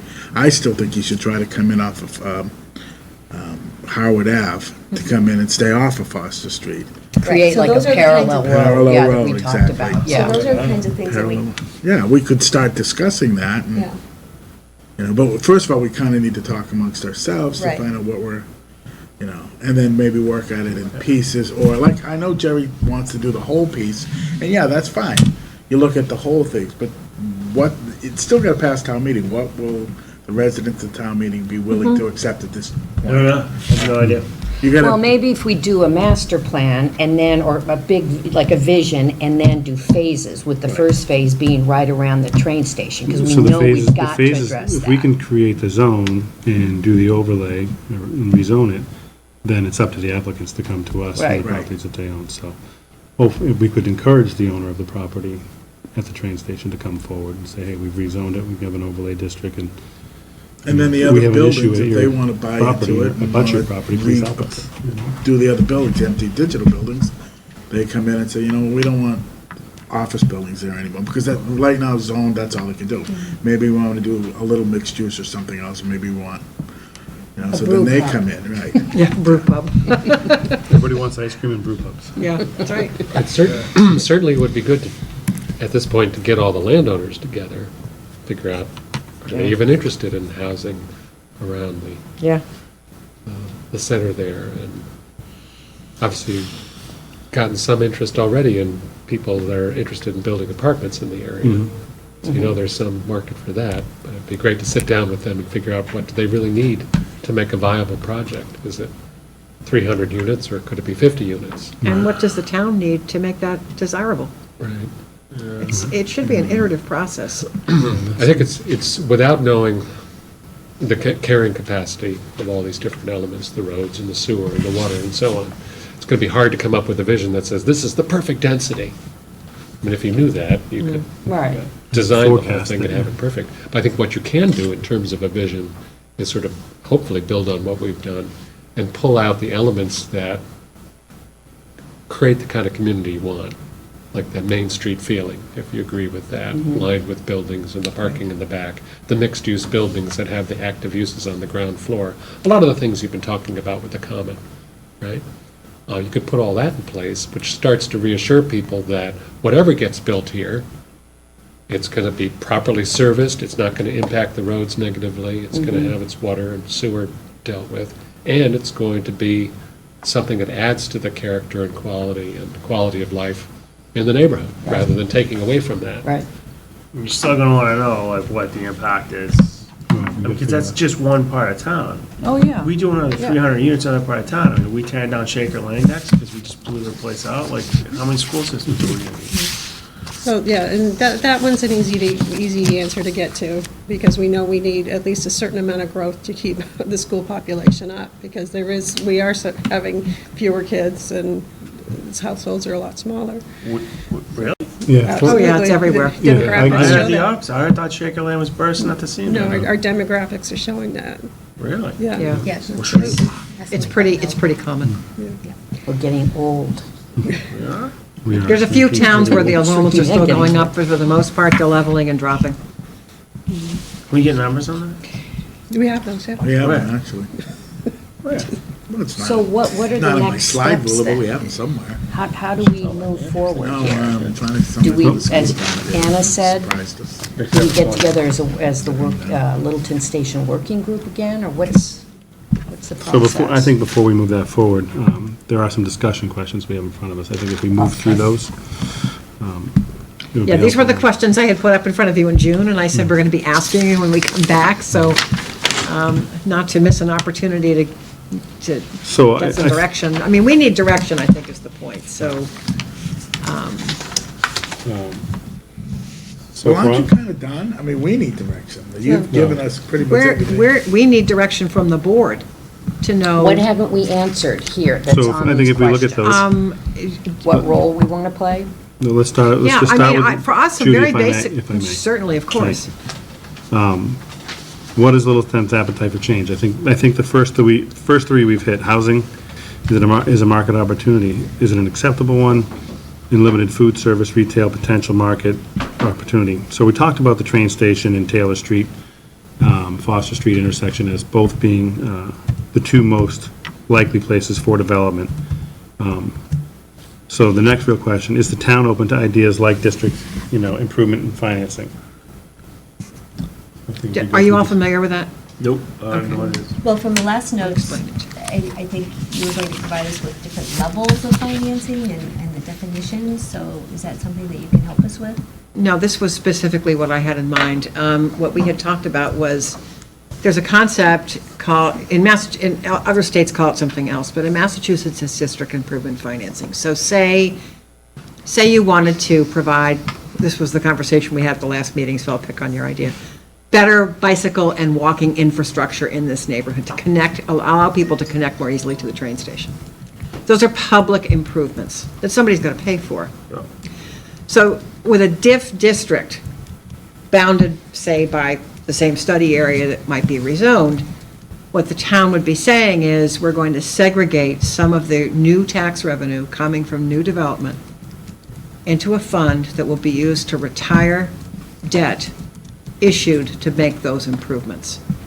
So it's been used. I mean, it's not a super common tool in Massachusetts, but it's certainly been done. It's my obligation to ask you if you're interested in this, but, the idea is that you need to make some improvements and you have this resulting, this tax revenue that comes from new development. Do you want to make a decision up front to separate some of that out in order to pay for improvements to serve the broader area? At what scale is that used? I mean, what are we talking about? Like, is that like 5 million in revenue, does it work? Is it 10 million in revenue, does it work? Depends on what the do you do? improvements are that you're trying to fund. You have to So if we're start doing there. $100,000 worth of sidewalk, how much? Well, $100,000 worth of sidewalk, I'm not sure you'd want to go through the hassle of doing a diff.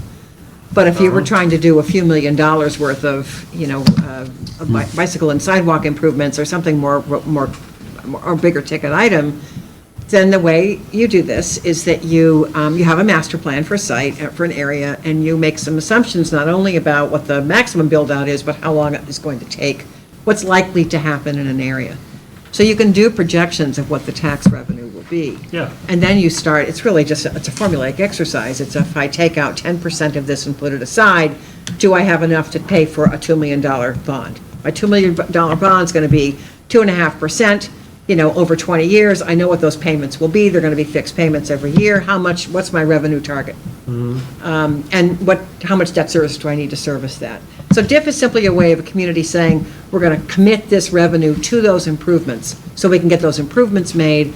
It is typically used to encourage development, residential or economic, in order to signal this is really the kind of development that we want to have. We're going to make these improvements. Gotcha. Okay. What, It's do you used know a what they lot. are? But it's used a lot, I know, in Main Streets. Oh, When they're looking, because I know in Colorado, they use it a lot. Outside of Massachusetts, it's a very common tool. Yeah. In Massachusetts, it's fairly new. We like to be different. What's infrastructure needs that we identified that we would do this for? Well, one of the things that's come up at the working group meetings is just it really came up at the public meetings as well, was just people needing a sense of being able to walk safely, bicycle safely in this area. There were a number of people who said, gee, I'd love to see some ability to do a continuous, bicycling infrastructure to the common from Foster Street. So I'm not pushing a particular improvement. I'm saying if you want to do those improvements, you need to fund them. And DIF is a way to do that.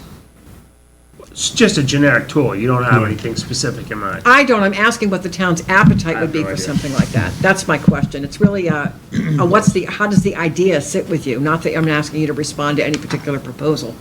I don't know. And that would Okay. be up to Board of Selectmen, but, I mean, it's used No, we can a do it. lot of places. We Or can do it, right? We can do it too? Well, Sounds you like can it. recommend it. No, it actually ultimately requires a town meeting vote because there's a state law that governs DIF. Well, understandably, I mean, you can't Yeah. have towns just sort of taking revenue and doing whatever with it, so. That would probably require a bit of benchmarking on its own, right? Understand what other towns in We'd have Massachusetts to talk have to done. the selectmen, Yeah. see what they want to do. It's really a policy question. But again, it's very common. So if we can move to the next question. What roles does the town want to play in addressing the future of Littleton Station Village? Do we want to be activist, moderate, indirect? And I say roles, meaning, does the planning board want to be the activist group, or moderate, or stagnant? Could be all of those.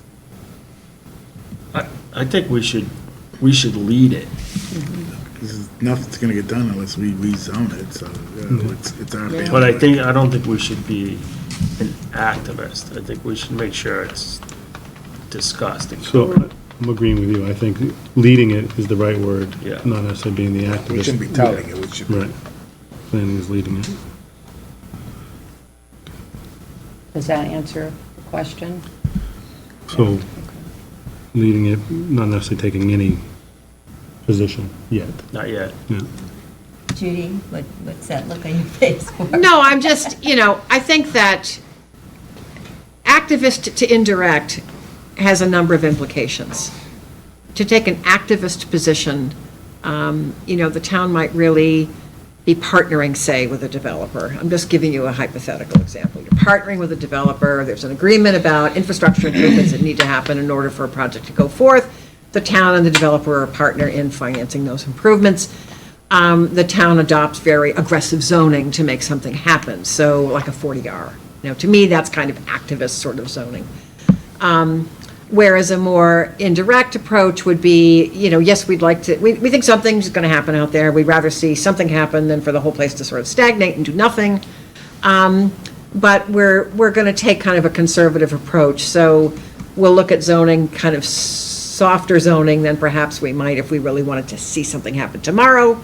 We're more comfortable allowing something to happen maybe out 20 years. We'll have a special permit. It's going to give a lot of discretion to the board. That's what I mean. You think about zoning tools, you can make them very effective and direct, or you can make them more, if it happens, we'll consider it. An activist is a diff to get infrastructure improvements done. Indirect might be, no, it's the developers, it's entirely private sector responsibility. So that's what I mean by that continuum. So if the right developer came in and had a good pitch, we'd be We'd activists. certainly listen to it, yeah. Yeah. Yeah. Well, I don't know. I mean, And the fact that we want to develop a plan, to me, says that we want to be active. We are the planning board. Yeah. Planning. We're not just, yeah. So I think one of the ways that I honestly think that just the word activist alone can have a negative connotation to some people, obviously Like to you. activism. perhaps. Maybe I'll come up with some other adjective, I Yeah. don't know. whatever, right. Actively involved. Actively We would like to be actively Engaged. Engaged, that's good, works. all right. Any, you just can't put active next to my name. Well, I mean, so in the spirit of how the point was done, I think would be activist. Yeah. Okay. There is market interest in developing multifamily housing near the train station. Does the planning board want to take charge of developing zoning for this area, such as a master plan, special permit, district, or take a wait-and-see approach? We just had this conversation. Yeah, well, the wait-and-see approach is do nothing and wait and see what a proponent comes in with.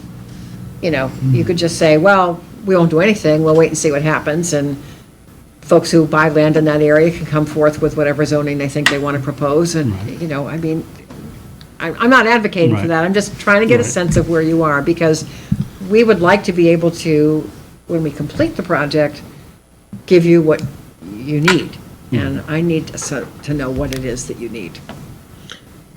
I think, I said we do a little bit more study and then put a pro forma out there, like what we think the zoning, something that we could turn into town meeting for a vote.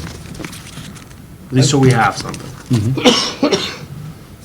We don't have to take it to the floor, but at least we'd have done the work and then we could adjust. So in the zoning for the Littleton train station area study, if we're looking for an overlay and we're looking to create zoning, there's definitely some time and meetings, and like you said, the working group meetings, it'll be focused Yeah. just on this, one agenda item for those meetings. So I think we're looking at an additional planning board meeting per month. No, I don't think so. Well, I think if you're trying to, I I think do. if you're gonna be that I aggressive and agree. create zoning, that's what, I mean, that's what I think you're looking at if you're gonna try to create. I think this is gonna be a protracted endeavor. I think you're gonna start with it by letting everyone know that that's what you're looking at, and then the residents of the neighborhood are gonna start coming out and voicing their opinion, and the Yeah.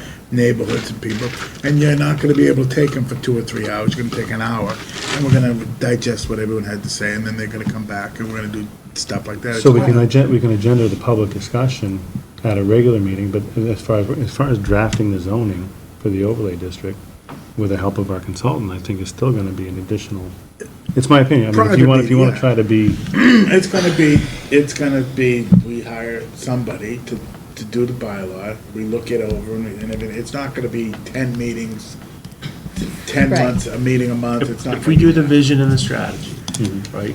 It may and be then we one or even two know. meetings at the most. Yes. Yeah, I I agree. mean, I'm willing to devote, 1 or 2 more meetings a month to get this done. I can't. For 2 months. No. Yeah, for a You short wanna- period so of we're time. Before talking, we have marching orders, we need to open it up to the public and see Sure. what the public has to say. I don't blame you, sure. Yeah. So- would you guys like to see this not at the first August meeting as an agenda item for public input? Probably right after the summer's over, when everybody's back home. September? September. September works for you guys to put this on as an agenda item? At least put it on there. Right. But what exactly are we going to share with We're the public? talking Right. about a rezone This? of the, Yeah. of Yeah, the, this- anything, whatever they want to talk about. Well, I think by then you're going to have a draft report from us. Okay. Perhaps use Yeah, that as a, You start talking about rezoning the trains, what do we call this? Littleton. Littleton rail thing. it's been called various things. Littleton Station Village was sort of the most recent iteration. It would actually be nice if you directed us as to what you want to call this area. I've also heard it So we- referred to as West We Littleton. start talking about Something else to talk informal about at the discussion of the working Littleton Station Area study. area rezone, and see how it goes and see who shows up and what they want to talk about. And go from there. Would we have a Littleton Station working group meeting before that? We could if you'd like to. I'm going to be away a bit. We'd have to work, I mean, if you want me there, I'd have to work it around my schedule. I'm going to be away for a bit, but Cindy, what do you think? Yeah, we could have one more meeting. I think it would be helpful just to kind of sit as a group and, I think so too. I mean, If I may, one of the things that maybe the working group might want to consider is just a quick little outline of how the planning board could proceed, since you and Ed are both on that. So, for example, September, it's a working session with just the planning board, and these are the 2 or 3 things we'll really focus on. In October, another planning board meeting, so that we can see the progression between today and next May, working when group. we're at the Right. town meeting. Right. Because as you know, we need to have the final, because it's zoning, it takes a little bit longer in the process. Is it 60 days, Maren, that we need to have that completed by? For the Springtown meeting, it's usually has to do with when the warrant closes, and that's early March, if I'm not Sometimes mistaken. February. So, Yeah, so that's sort of the March. deadline and backing it out. right, so that means by early March, you have the final wording, and then draft wording is well before that. I'm not saying you're gonna make that, but at least you start. Right, exactly.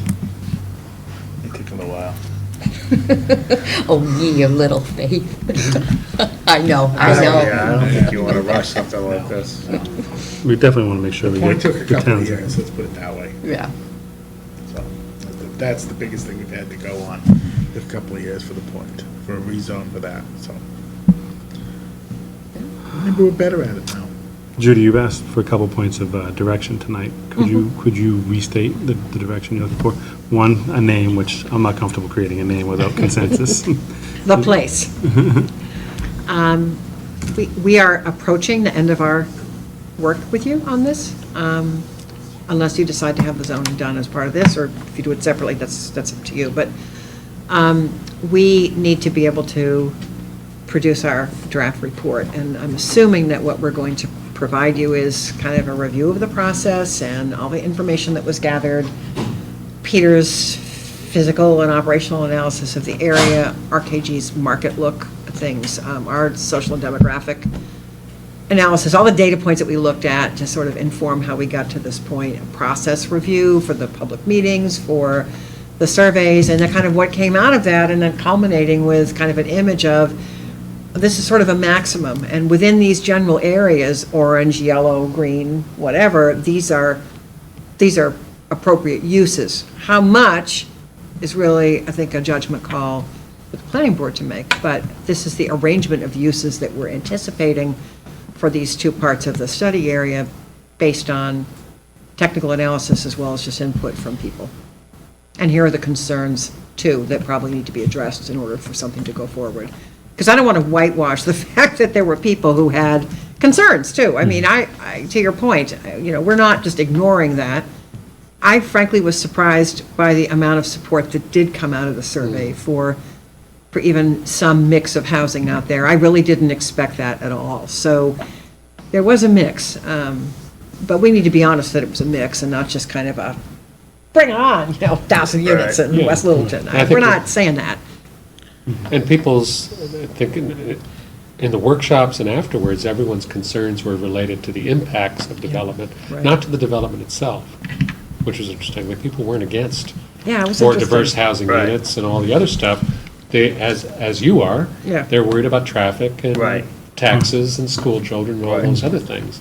So if we can know what those limits are up front, then it's much easier to have discussion. So if we scale it down to X, Y, and Z, we can really characterize it as, hey, maybe it's a small threat or it's no threat. Will really have an Or- impact to your day-to-day. And also, you can start to define, like, for the future zoning, what it is you sort of want to calibrate within Right. the development process. So you say, you can build this much, but only if you can mitigate the traffic impacts, provide for sewer and water, and then the carrying capacity takes care of itself. Right. Because that's the theory. We can certainly provide as part of this report, what I would call kind of higher order fiscal impact assessment of different types of housing, almost like a prototype land use study is what you would call it. Single-family, multifamily apartment, condominium, they have different types of demographics of the households. Here's what the demands are associated with those households. Here's what the range of revenues would look like from those different types of housing units. Here's what the commercial space would probably yield, high or low range. We can certainly do that for this sort of maximum. I mean, and then you can kind of decide gradations, how far you want to take that down, but we could certainly do that. And I do that That'd be work all the helpful. time. What I can't do is put a price tag on the traffic improvements. I just can't. No, but- That's not, we're just not doing that, so. Maybe not a price tag, but at least sort of what the ideal would be.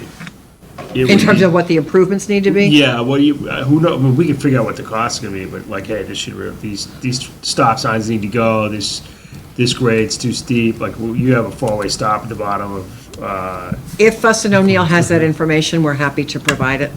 I just don't know how much they have at this point. I just Right. don't know. okay, I'll ask. okay.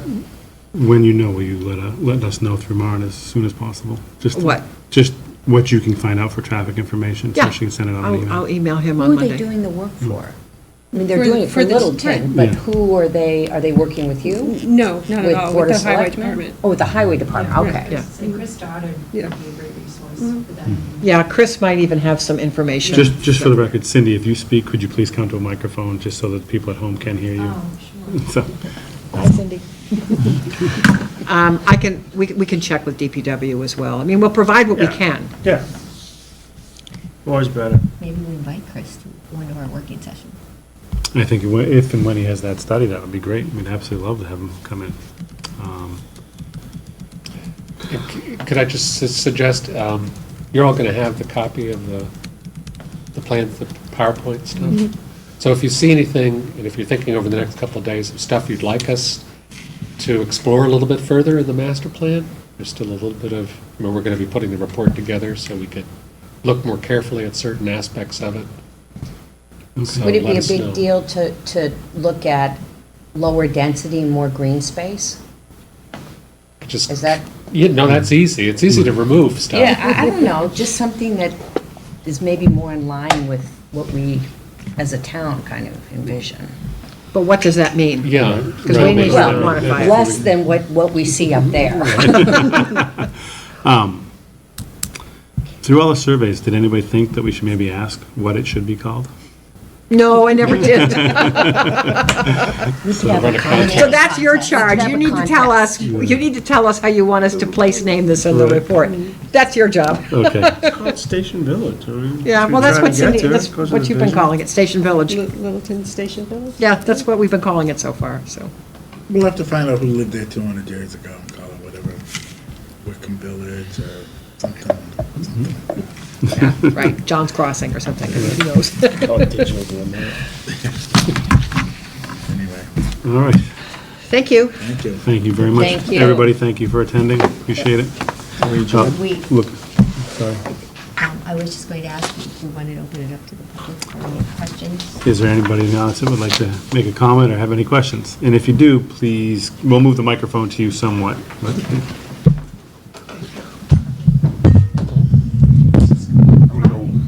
Go way back to your start.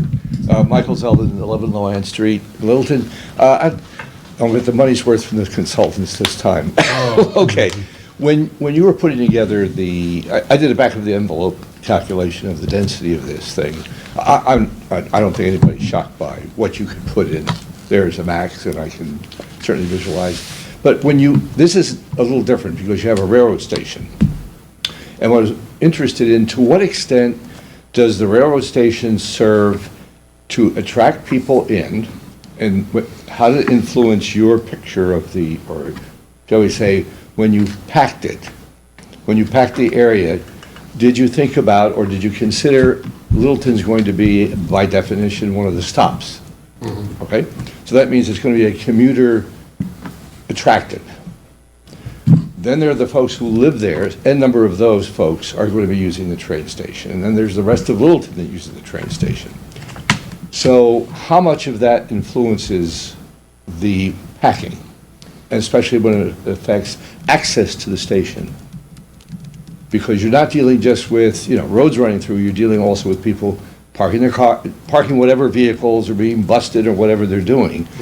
That changes shall we say, the calculation that you do, I would suspect. So I'm interested, because there is evidence that you can make a train station very much of an attractant to folks coming in, I don't know if it applies here, or you can make it very attractive to the people who live nearby, and it's the in-betweens that have the big problem.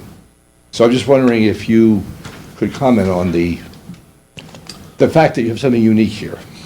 Yes, well, I think as we're imagining the different uses that could go there and through the workshops, certainly we're looking at what's getting built around other train stations, and there's a whole transit-oriented development movement in Massachusetts. MBTA is selling, trying to sell the land around their stations so that, to raise money, but also to encourage development. And typically what's being done is, these 3 to 5 story apartment blocks, because they're very, they hit that price point of young people who need a place to live within commuting distance of Boston and so on. And then, Excuse me, did you calculate the actual number of folks, assuming occupancy of 2 for each unit? Excuse me, Michael, I don't mean to interrupt. Nobody at home can hear your question, so I'm sorry. No, I'd ask you to just have a seat right there, and that way everybody can hear you. okay, I was just doing I was interested in a rough estimate of the population you would envision at maximum packing, because that's what you call a high impact. I did it back in envelope calculation, and it's a large number. I'm not sure, let's put it, Littleton, given its resources, can absorb it. That's just an opinion, not Right. an analysis. But you must have been influenced by the fact you have a station, and it's either a draw for whom and how much. And that's dependent on another agency entirely over which Littleton has no control. There's what, two rails there, one going in, one going out? How many stops? What's the economics of the train station? Is it Concord or is it something else? to be honest, within the scope of this study, we didn't get into a lot of analysis of what the ridership would be, No, either coming in or the generation. I'm sorry, this is a train station. This is not just, 495 and Route 2 happen to be by each other. This is a train station already impacting the neighborhood, already having an area. So I'm asking the question is, when you go to that packing, Packing what? in other words, what the scenario you presented with, and there was nothing wrong with the scenario. It was what I call the maximum scenario, with the mix of housing and all the rest. Okay. The question is that represents one particular use of what we'll call the station area, with residents at those numbers. Now, not suggesting that's the absolute number, it should be the number. But in addition, you have what are called the others who are coming into the area. Those are the commuters who don't live necessarily either in the area that you're describing. They can either be in Littleton or they're coming obviously from other towns. So this is a very different kind of effort. And I was just wondering, to what extent, when you did the local housing, the influence immediately on how much influence local housing has is going to be a function of who else is coming into the area to use the station. Are you talking about demand for housing as a result of the train station being there? That's just this part of it, yeah. That's part, the other part of it is, should the planning board think seriously about reducing, as it were, not reducing, but being careful about how much housing, I'll put it this place, they put in there, given the fact you have something unique called the station, which is going to, shall we say, stress the infrastructure. It's very attractive, but it stresses the infrastructure. You mean at the railroad station, or? Well, it's the Parking. whole area, parking, everything. I think part of the theory is if you have more housing near the station where people can walk, There's less stress on the infrastructure. there's less stress on the roads and parking because people are parking at home and walking. As in, a number of people came to the workshop who live in that neighborhood and walk to the station every day, and they moved there specifically to be within walking distance of the station. But apropos of your question, Jerry, you were alluding to parking, which means those are the outside folks coming in. Right. Yeah, I mean, this, Oh, people coming to the Outside Littleton road? station Yeah. from surrounding towns to park. Or from No, other my- parts of Littleton, or from other My parts. comments directed to people who basically get there after 7 o'clock who can't park, who live in Littleton. So, I mean, there's a big problem. If you Or don't, live- or no. I was just asking influence. well, I not- think I think what you're asking is, are proposal, actually, we have a lot more parking right near the station. So we didn't put a lot of housing other than upper floors of whatever retail might be there. Sure. Right next to the station, we added more parking and some retail and have the residential stuff pretty much on the other side of the wetland The going assumption north is of that that the parking property. supply is going to be increased, so. So Okay, I mean, yeah. By I think, someone. I agree, we don't want to take up the space right next to the station with a lot of apartments that would use up the available parking. But then, of course, if you build a parking garage, Yes. you have more floor area. So, Yeah. yeah, the very interesting questions. I think it adds to these sort of list of things in terms of. Thank you, traffic, Mr. Zeldin. Traffic generation, the wastewater, and the other elements that need to be sort of balanced as you go forward with this. I am coming so people can hear me. Thank you, Ms. Napoli. You're welcome. So thank you for the presentation. Just a couple quick comments. I'm on the Littleton Station Working Group as well. The north side concept plan, I appreciate it, showed the maximum density. I get that. To me, I think if we show that to the public, they're going to be very overwhelmed initially. I was overwhelmed. I really preferred the south plan. I like that a lot. Going forward, I think a few things for the planning board to consider is you have the north side, the north plan and the south plan, but there's still, I believe, the potential to develop across the street where the Jerky Farm land is. The other side of Grimes Lane? Yeah, on the other side of Grimes Lane. The strip Yeah, along the tracks? right. I think there's still land there that could potentially be developed, so I would prefer, Are they still on it? He owns it? yeah. So I think a more inclusive approach to the whole area Well, might be warranted. I think you're right. I think that's why we're talking about the overlay. We can certainly look at that piece as well. Yeah. So thank you for bringing that up. But when we're talking about density and what we want there and how much of it we want. Well, you're to- right, because over, I think it's maybe West Acton or maybe West Concord, there are apartments, like right along the train tracks. Right, You can Forty see they are, them. hard. Yeah. Yeah, it's amazing. That's all 40 years. Right. One thing that I wanted to mention too is I'm on the Affordable Housing Trust Board. And really, at this point, we need multi-unit housing in Littleton to help, with the millennials, the seniors, but just to get our flow of housing stock going, because right now it's pretty stale. There's not many housing choices for people in Littleton, especially seniors who want to downsize. Many of them don't want to downsize to a smaller home. They'd rather downsize to an apartment or a condo or something that has minimal upkeep. And then that would open up more housing stock for maybe younger families to come in to Littleton, but also, multi-use, mixed-use housing is attractive to the 20-something-year-olds who, in the 30s, the young professionals who just can't afford to live in Littleton. And I think a lot of this type of housing will benefit people that already live here, that can't afford to live here and can't afford to stay. But how much? Like how many units you think? A couple hundred units? Yeah, at least. Yeah, at least. Honestly, I can, give you numbers about the amount of subsidized housing we need, about the, more affordable rental units. We have more of a grasp on that type of housing, and the numbers that we need for that, and those are just small, minimal numbers, but yeah, it's at least a couple hundred units, at least. Because we have no provision for like two-story apartment. Do we? That's all part of what we'd have to change. The working group saw a really nice proposal that had two-story housing, it had three-story, it had four-story, but the first level was parking. And it was something that really seemed attractive and it would be a good fit. With the fourth story, the building was elevated. Right. So that was accessible. Yeah, so it made it, right, exactly. But you could use topography, especially in that. Mm-hmm. That you could hide. down You there. could hide a lot of stories. Right, On the right. north side. And then On the back. south side, too. Oh, Because the side. the south side tips down to 495.